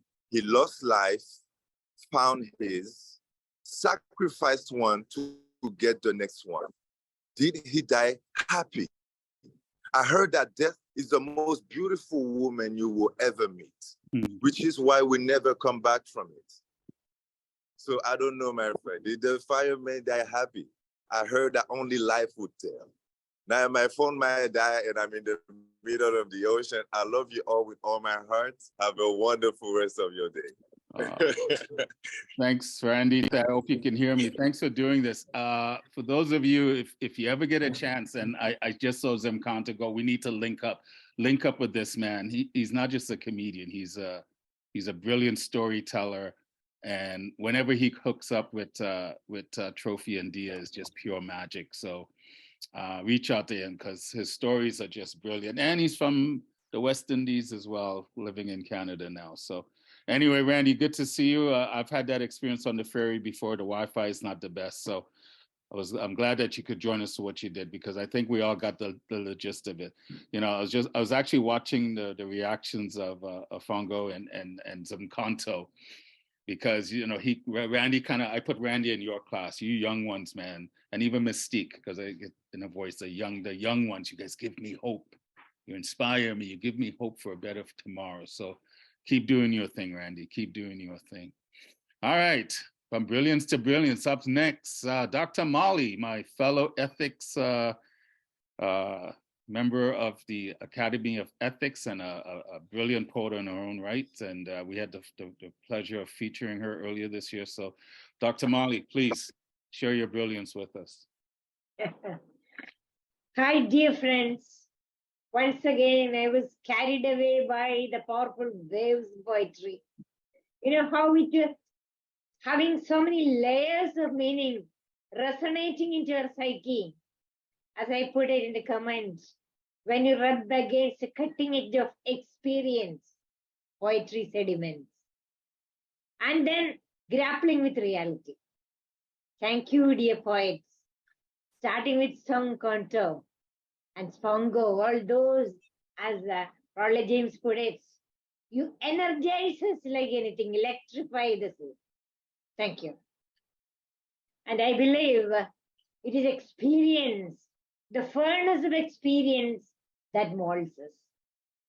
So here I read to you a poem, Metamorphosis. I was just looking at the struggle of the butterfly to emerge from its cocoon. I have a beautiful garden, butterfly garden. They flutter around, and I was observing and penning on it. Metamorphosis. Call it a poem or the saga of the self. A struggle to emerge through abrasive, team encounters of life. Team encounters life offers, be it pleasure, pain, love, loss, angst, or hope. Self, the pupa, struggles. The cocoon, its sides, cover, stifle, absorb, let go. Stifle, absorb, let go. The ping pang shaping the imago. The process proceeds bruises turn blood red, colorful. Squeeze marks ripen, yellow, purple, dotted, black. It unfolds the wings, the butterfly. A poem is born on page. It flutters, cheers, sweeten the sorrows of aeons lie frozen. Thank you, dears. Since I just popped in, I think I'll stop with this poem because there are many others. Thank you for your patient listening, my dear, very esteemed poet. Glad I could get you on, Dr. Molly. I always enjoy your work and your passion. There's a woman that's again has a deep love and desire for our humanity to uplift our humanity, and this is why I think we do what we do, and this is what is why I'm looking forward so much to what we're going to do with the Academy of Ethics, because, like I said before, regardless of your political affiliations, religious beliefs, I think we all desire to help uplift and shift our human consciousness, and that's what I get from you every time I hear your work. So thank you for being here. Continue support, and onwards and upwards. Let's continue doing amazing things. So, all right, from brilliance to brilliance, from Dr. Molly to the host with the most, the man that is now guiding the Eurekan Cafe Monday nights into brilliance. I've had the pleasure of talking to this brother. I will return. I haven't forgotten you guys. I just got other fish to fry right now, but I'm actually glad to see Marianne's going on a regular basis now. So, this man is brilliant as a poet as himself, and if you ever get a chance to talk with him one-on-one, please do. This brother is deep. He's like you, Zomkhonto. He's a fighter. He's fighting again to help uplift not just Black people but our humanity. And I call him a brother because I do love him and I enjoy really chatting with him. He's simply Elemental, the poet. Brother, dazzle us. First, to the Starship Captain, you are an incredible host, brother, truly. To every poet who came before me and after, I truly appreciate your energy. You really, truly, all the energy that you give and conjure, I only hope to give it back to you as my storm god brother up in here, Zomkhonto. That gentleman is for real. He does what storm gods do, and we change the atmosphere in every room. He does that. All right, I'm gonna share a short piece with y'all. This is from my 30 for 30 this year. Doesn't really have a title, but folks know me, know what I write about. So, lost in spaces of expansive ideas, sparked by tiny fissures and volcanic thoughts, make eruption, ignition, part escape hatch to detach dendrites from country. 'Tis of these circuitry that put people in matrix-style comas of catatonic denial. That what we see is actually real, not AI-generated symmetry that equals Tom Brady template for designer babies born under collapsing star, make galaxy of wonder, just another mission impossible conquered through CGI and master craftsmanship that turns scripts to cult classics. Lightsaber saviors on rampages to rid your imagination of burdens like truth and consequences for lies told in heat of passion, where decisions depend on how deep is your affection. Living in a world of fools who pretend love can't be delicate and dangerous in the same breath, exhaled in stress-filled configurations that sound like check. No microphone, just mate and six, unless we fix our point of perception, see degrees of separation thrown out like bathwater, like common sense for centuries past when master race's master plan was enacted. Set eugenics as incentive to be sterile or herald as lost warrior in struggles of imbalanced constructs of home, where pirates roam in plain sight of old glory, backdrops next to come take it, declarations of independence to Second Amendment rights to be as violent as law allows, with every bullet point intact from founding fathers to descendants alike. To sever truth from roots of bloody leaves, leave originals searching for proof of Black star lines that recross middle passage to uncrossed paths of believers and blasphemers. Take their Congo Square, make it fit into Oval Office antics, parlor tricks, their best attempt at democratic politics, place themselves on unworthy pedestals and have the nerve to claim trickle-down econ models from the Church of Reaganomics as gospel, from churches of disgusting works whose collection plates require flesh and 10-year commitments to praising almighty Creflo dollars and pews with hues of poverty. Praise your crusaders and play in your paganism, singing stigmatas on their happy holidays until they remind you we do not belong in their dreams of the American utopia. Peace, y'all.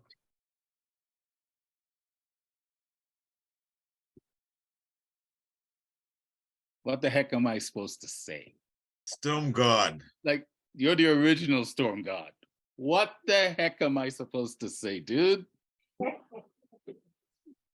You're kidding, right? You're kidding. Jesus. Wow.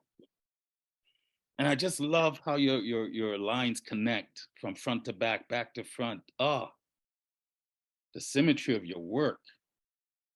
Forget the deliverance. That's on a chart by itself. But the work, the symmetry of your work.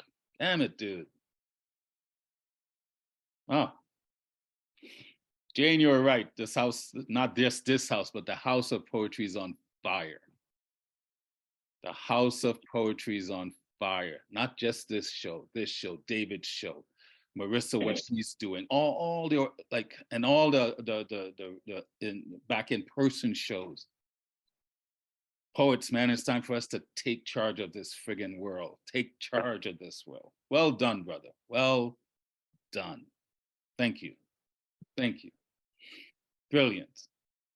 Again, from brilliance to brilliance. Different flow, but man, the brilliance that comes from this woman is just amazing. Amazing, her writing. I'm just gonna shut up, and Marianne, the floor is yours. How are you gonna dazzle us today? Thank you so much, Raul. Thank you, poet friends. Thank you, Elemental, for bringing that heat. I'm going to take it in a slightly different direction, and all of it to celebrate our great poet friend Zomkhonto, my dear partner in Toronto crime. Loved it, and I'm so happy to be here today. I'd like to share a couple of things from this poetry collection called Moonchild, which I don't often show, but it's my second collection, and I'd like to start with a poem called Repeatedly. Because I do not want you to think that when you lay beside me, my lips will open only with a screed about democracy under pressure worldwide, my tongue denouncing the hellhounds who threaten my birth country with reproductive Armageddon. I tap out a song of laughter from a poet who reminds us believe in love. And as my fingertips move, I mind stream the pleasure they will bring when they trace your body in the cool moonset. My tongue tastes your skin for hints of mango and papaya when my lips meet yours repeatedly. Because it's the month of May, I would share with you Dragon Moon. The card reader draws a devil and a 3 of swords, but does not pause at this inauspicious pairing. Instead, he tells me to expect a gift in May. I wonder how I will know. A new one among the old, for I am surrounded by bold and lively gifts. A daughter who still calls out, "Mommy," from the next room after a quarter century. Students who run through the door, reminding me and each other that teamwork makes the dream work. A sister, who happens to be here today, by the way, everybody, who rises in the Arctic cold to ask after my day because it brightens her own dark hours. Even that package of bittersweet you left on the stairs last Christmas was no capital G gift. As the Germans say, no poisonous memento before departure. For from its tarnished wrapping, I lift a voice that seldom grows hoarse and raise it again and again with sturdy fingers that thrive in exercise on the page. I cannot know what you took as your parting souvenir, but I know what I found, and I cherish it among all the treasures of my life as I look back with gratitude and clear vision at our own star-crossed pairing and look ahead expectantly for the promise of the dragon moon and cool white sheets. When I see you lying gentle on those cool white sheets, I'm jealous when I see the moonlight kiss your cheeks. I want to leave my impression, footprints on your beach. Let me be your world. You'll be my ocean. Thank you, everybody. Enjoy the rest of the day. Does anyone have a dictionary, a new dictionary? This is what I'll say, to steal a line from one of your first poem, I think. A call to transcend to the richness of being human. Oh. Or it says beyond the politics, but to me, it's beyond the madness of the craziness that we're feeling today. Indeed. It's a call to embrace the discomfort, to remember the richness of our humanity. That's what you do. Thank you, Rob. That's what you Thank do. you so much. That's what you Thank do. you. Thank you. That's why I was saying, man, we need to stop comparing. You know, we all have a thing. And yeah, you're not as fiery as Elemental, but you brought the fire the same way. Because man, we need messages like that today. We need messages. We're all, like I said, trying to uplift our human consciousness. So well done, my friend. Well done. And I do. It's funny. I have in my phone Art Bar to go, but family keeps coming up. So one day I'll make it. One day I'll make it. But I did see you two there, so it was good to see. It was good to see, and Kelly as well. So, all right, from brilliance to brilliance. We're getting close to the end of the show, guys. I appreciate everyone sticking it out today. It's a little, it's good. It's probably about the same length as all the other shows, but he's the nephew. But put that aside. This young man stands on his own. He doesn't need to stand on anyone's shoulder. He's brilliant. I don't know if they ever posted what you did in Paris, but I can only imagine what you did and just what you're doing all around. So, you know, keep fighting. And he's fighting not just for himself. That's the beauty of his heart. He's trying to uplift others as he uplifts himself and providing opportunity for other young ones through the arts, right? That's why I said, you young ones, wow, give me hope. Give me hope for a better tomorrow. So, Franco, the floor is yours. Stand on your shoulders, my brother. You stand on your shoulders. Thank you very much, Raul. Your introductions are poetry in themselves. If it was okay, I'll just say that was my set. I'm done. Thank you very much for thank you very much for putting this together. Malume Nyabonga Kulu, thank you very much. That was a beautiful feature. I've heard all those poems, but each time I hear them, it's like I'm hearing them for the first time. I'm learning something new each time. To all the poets who shared today, thank you very much. Really appreciate your words. Marianne, I don't know if you noticed, but behind you, whatever that is, that looks like a big book that is open. I like that. I like that. I really like that. And Mystique, I'm really happy you came, my guy. So I met Mystique in Harare. That was in 2019. we did a lot of poetry. I met her through poetry, and we did a lot of poetry together. I remember one night when I was still drinking, we spent the whole night drinking wine and doing freestyles. That was beautiful. That was beautiful. But other than that, I'm gonna share this poem, and because my uncle was featuring, he loves this poem, so I'm gonna share it. It's titled "The Rain Dance." It speaks about a tradition. I'm only 25 years old. I grew up in the village. There was this tradition of the people from the village used to go out and ask the gods of the land for rain. Over this 25 years that I've been alive, this thing does not exist anymore. It's like completely forgotten, gone. People are praising other gods, people are doing other stuff, people are chasing money. So when I thought about it, I thought, let me immortalize this tradition in this poem, The Rain Dance. We all sit around the fireplaces, the tongues of the fire seemingly taunting our hungry looking faces. We had not left the room, no, none had the nerve, not until the ritual was over. We sat on the floor, cross-legged, frozen, waiting for the first droplet. The ground smelt of first spring and come and gone, but even the trees that hung onto their leaves breathed to hear them fall to the ground, raising tons of dust that hung above our heads like a friendly ghost come to burst. The rhythm of life could sing to the cries of the bleeding goats. See, we had drunk their blood and ate the flesh of their kin in an effort to keep so glued to skin. The people were quiet, but each whispered in their minds the truth unspeakable. The cross people that stood atop the cathedral, seemingly violating the sky, rendered her barren. Gone are the days of the rain dance and the rainmaker through the orifice of the hot springs in Dingham.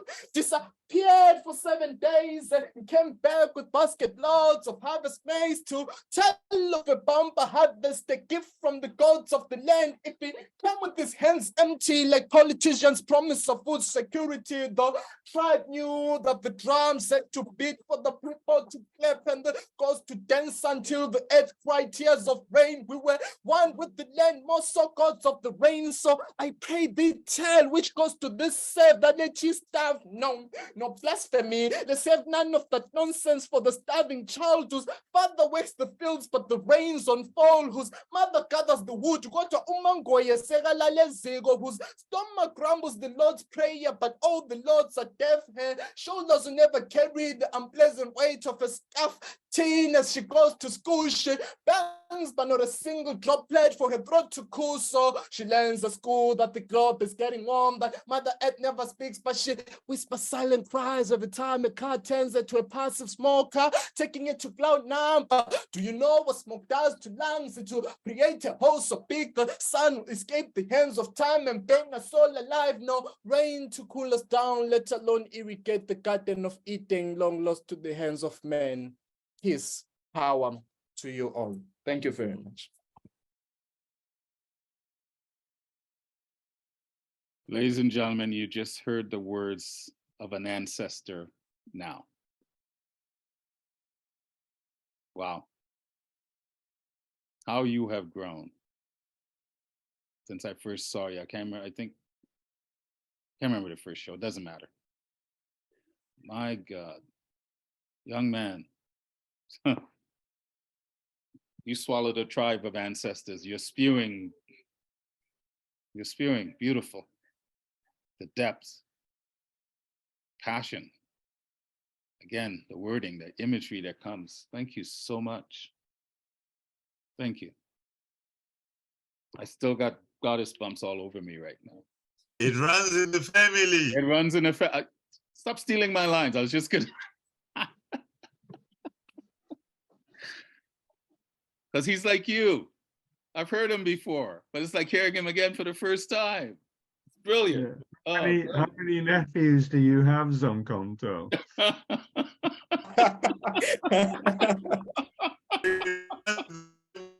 sorry to say that.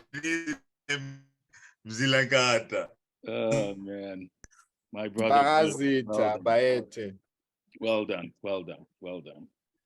Like it's just that was the thought that came to it. Oh my God, I'm listening to a future ancestor right now, right now, right now. That's what it felt like. Oh, the wisdom that you possessed at 25. When I was 25, I was scared of my own shadow. So, well done. Thank you. He's not an ancestor yet. But I look at him as a spiritual light. Like I said, I see divine in all eyes. And divine definitely flows like the waterfalls from this man. He's simply known as Lantern Carrier. The floor is yours, my brother. Salutations to my Caribbean brother, Roel. Felicitations. Salutations to my African brother, Zomkhonto. Salutations to my poet family and avid listeners. No Farewell, a tribute to Tina Turner. Nam yo ho renge kyo. Nam yo ho renge kyo. Although you may weep now that I am gone, I am neither dead nor sleeping. On the Elysian wheel of time I travel to the soul's sacred bliss of another illustrious realm. No farewell, for if you listen closely, you will hear the songbearers' melodies and the bouquets of flowers paying homage to my songs and music. The moon and stars will dance like I used to with gusto, even as love welcomes me in the golden shows of the unknowable. Let us listen to the hummingbirds as they recite psalms for my benevolence, see the swans glide to my stateliness and charm. For as spirit I affected everyone. My vibrancy and zest, nothing but love's conduit to express itself, even as you do. Let the fragrant jasmines rejoice, sunflowers unfurl to a weeping, carrying our tears to the New Jerusalem. For the roses too have the stories to tell, even as those who listen to my enthralling rhythms stepped into my shoes of adversity's delight. Do not mourn, for we're all children of light, and you will joyfully awake in your regal chambers when your turn arrives, a boon from the Master's blessings. Nurture and give praise to children like I did, loving me by teaching them the ways of the Tao so that they glow. See the fawns roam and the fauna touch your souls in splendor. Listen while the bugles blow and the trumpets call, and know that in time, dear ones shedding tears will be comforted. Dance with shooting stars, carry the glories of love to paradise, give praise and adulation for the majestic grandeur of God. Although you may mourn the loss of my sassiness and persona, evoke my soulfulness and charisma with poignant funeral songs, lament the heroes and heroines you have lost. The beloved has brought grace and mercy to their souls, born out of a spirit of sacrifice and fortitude, resilience and concern. No farewell, for even as the sun sets, only to rise again at daybreak, even as the luminosity of moonbeams glistens in the darkness, and the nightingales sing upon another virgin morn, so too I have risen, chanting hallelujah to our Lord. And in the breath of the breeze you will fill my spirit, for the wind has carried my joys and sorrows, my yesterdays, and the exaltations of tomorrows, to place them all at the feet of our effulgent majesty. And now my spirit is sanctified. Minstrels play joyfully on harps as cherubims and seraphims chant the glories of my harmonies. Heaven smiles, gleaming with luster as I arrive at the gates of serenity, and supernal beauty. Steal away, steal away, steal away to Jesus. Steal away home, steal away to Jesus.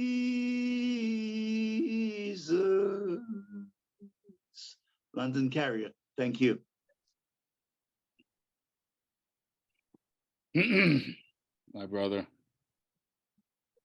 thank you for always being a constant reminder that we are life beyond these meat suits that we walk around in. As important as life is, we're indestructible forces of life. That was a brilliant tribute. Indeed. I gave you a cosmic perspective. Yes, you did. You always do. It's what you do.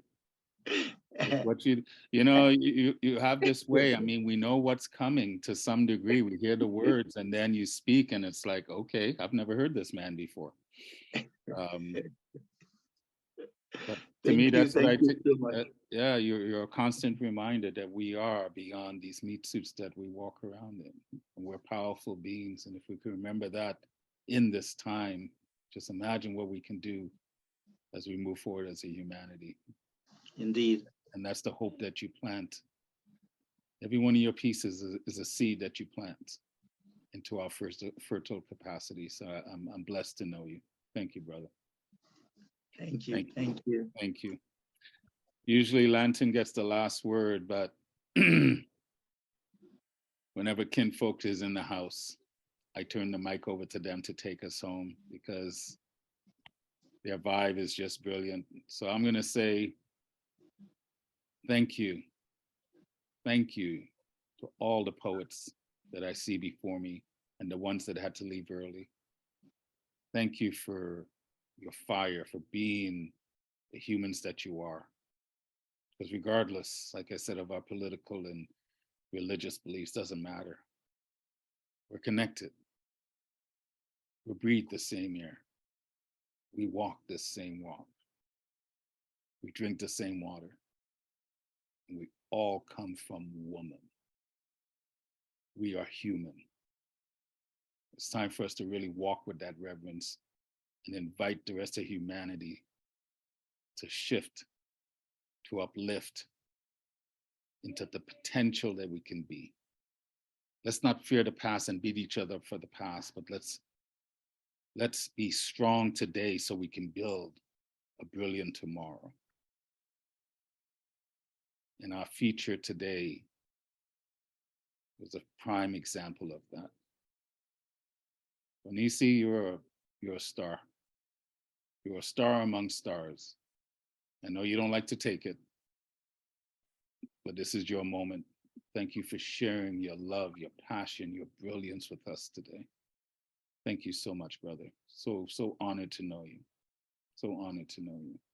And to all you other poets, the ones that did recite, the supporting, thank you for sharing your brilliance. This is not a competition. This is us coming together to share our brilliance and to appreciate our brilliance. And then hopefully we can springboard from today into the week, sharing that light with others to inspire them to connect to their light. It is time for us as a human race to truly, truly show a different magnificence. I say a different magnificence because everything we've done from the past has brought us to this point, the good, the bad, the ugly, and the beautiful. So I'm not going to fear anything that has happened because I see hope. I see brilliance before me. And for the voices that just came to support that didn't get to recite today, I look forward to hearing your poetry. I've heard some of you before, and for the ones that I haven't, please come back or let me know if you'd like to recite. Please, your voices are welcome. I don't care for politics. I want your poetry. I want to hear your story. Like Zomkhonto said, it is our job to see reality and then put it in a way that others can then digest it. So you are always welcome here. It's not just the 5 minutes. It's all the minutes that we build up to what we do. So to all of the supporting poets, thank you so much for today. Thank you for your continued support. I am grateful, and I'm just a humble servant. And with that, kinfolk, Dia and Trophy, take us home.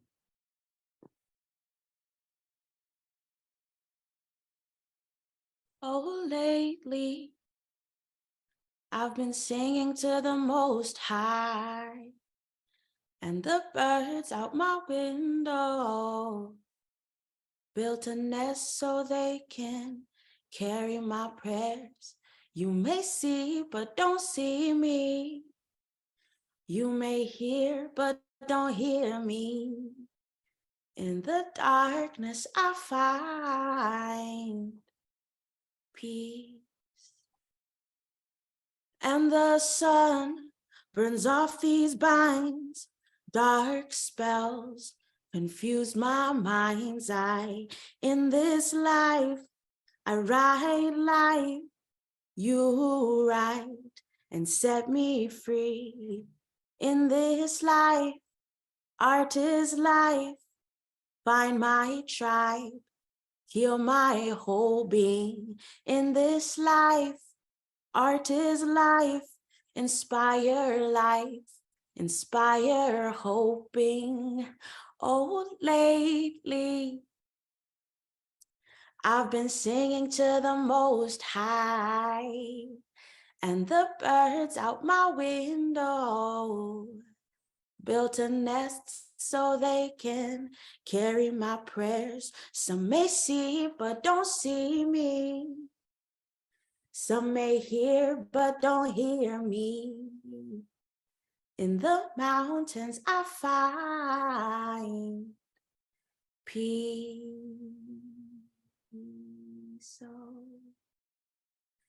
And writings on the wall, I see you. Can't tear you down, can't tear you down. I'm a freak of nature, I know that.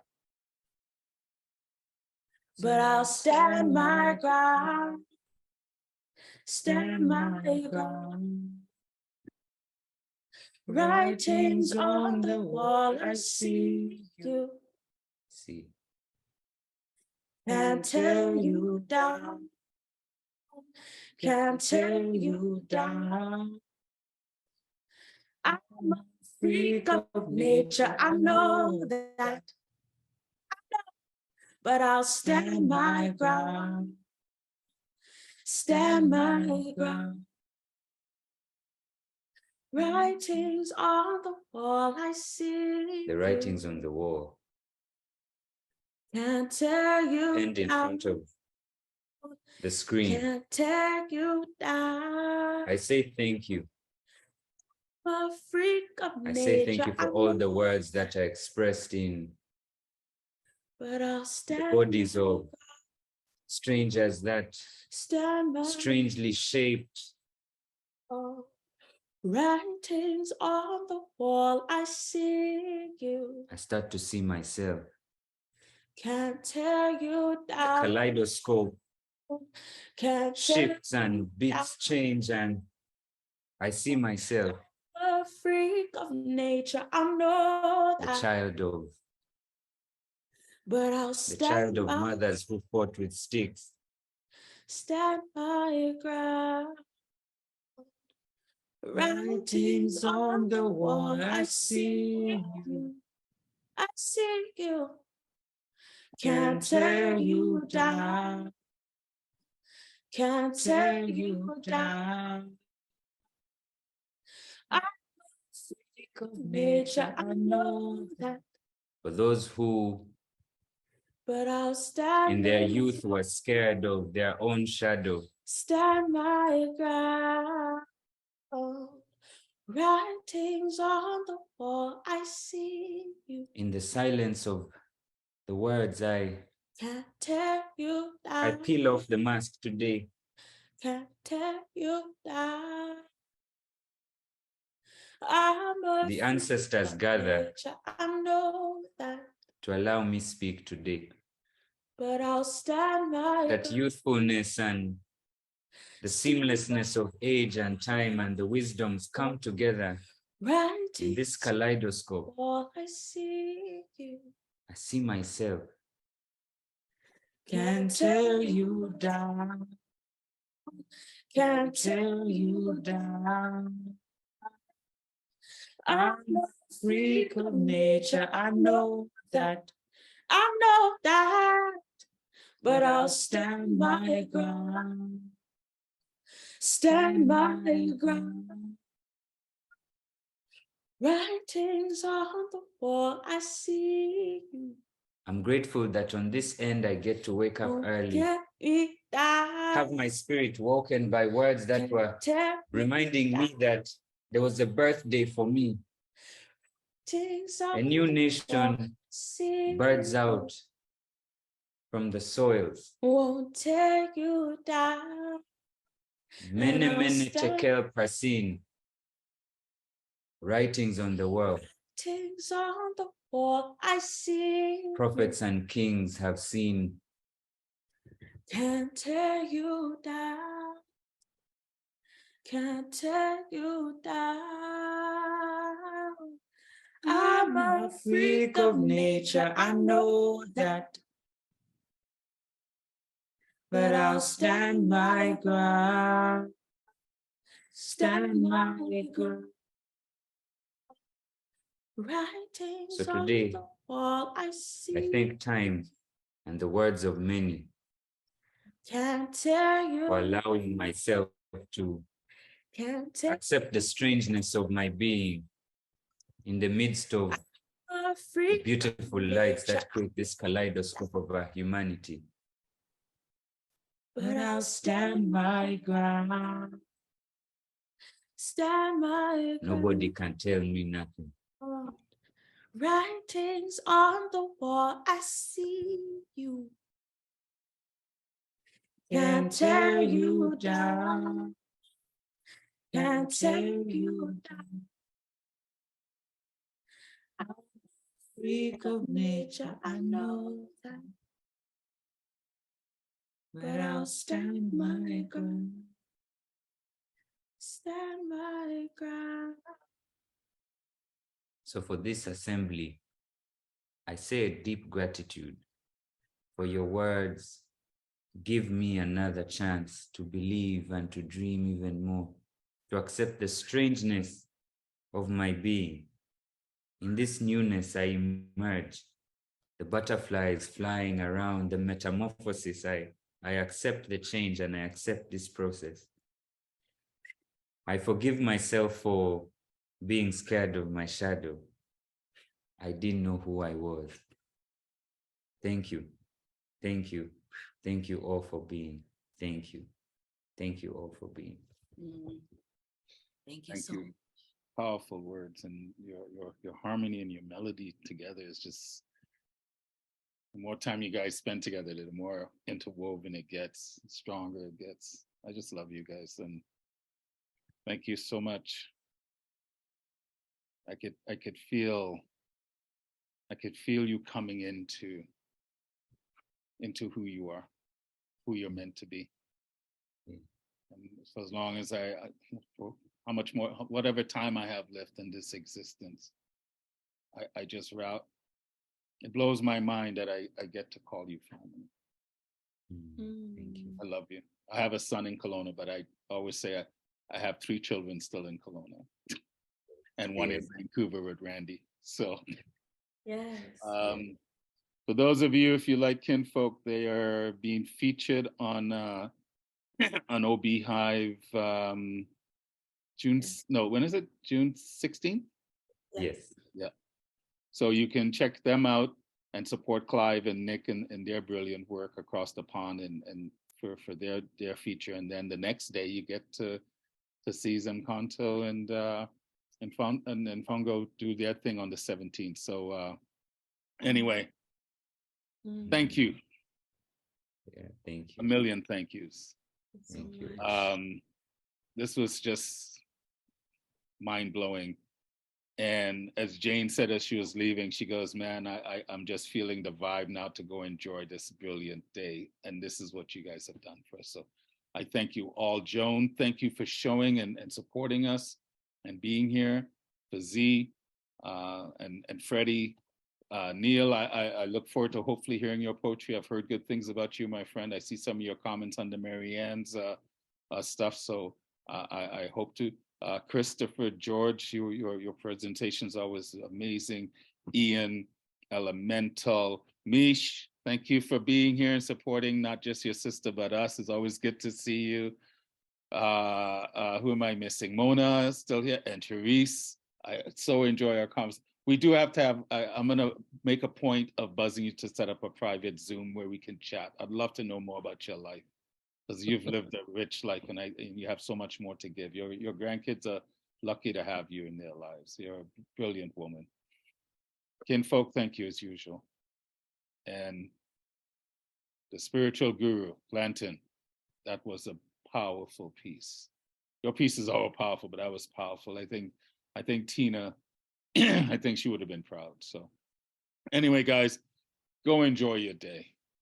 Take this and turn it into something amazing, because today we just got to spend 2.5 hours and share brilliance and to support our brother Zomkhonto with his feature. And you're so worthy of that. I know you like to deflect, but just take it in, brother. You're so worthy of this. And there's so much more coming your way. There's so much more coming your way. I'm just a small little bump. Thank you to everyone who came to support me. And may you please inspire a child out there, one love. Yes. The next generation, their eyes are there.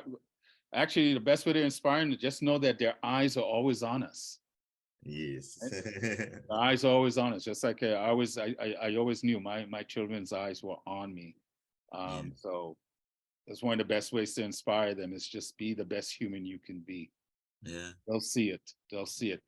Become an ancestor, because they are the future ancestor as well. Yes. So Well, become the greatest ancestor you could be. That's why when your nephew was reciting, that's what I felt. That's what. Yeah. Oh my, Mzilankata. All right. Love you all. Love you all. Go be amazing human beings. Runs in the family.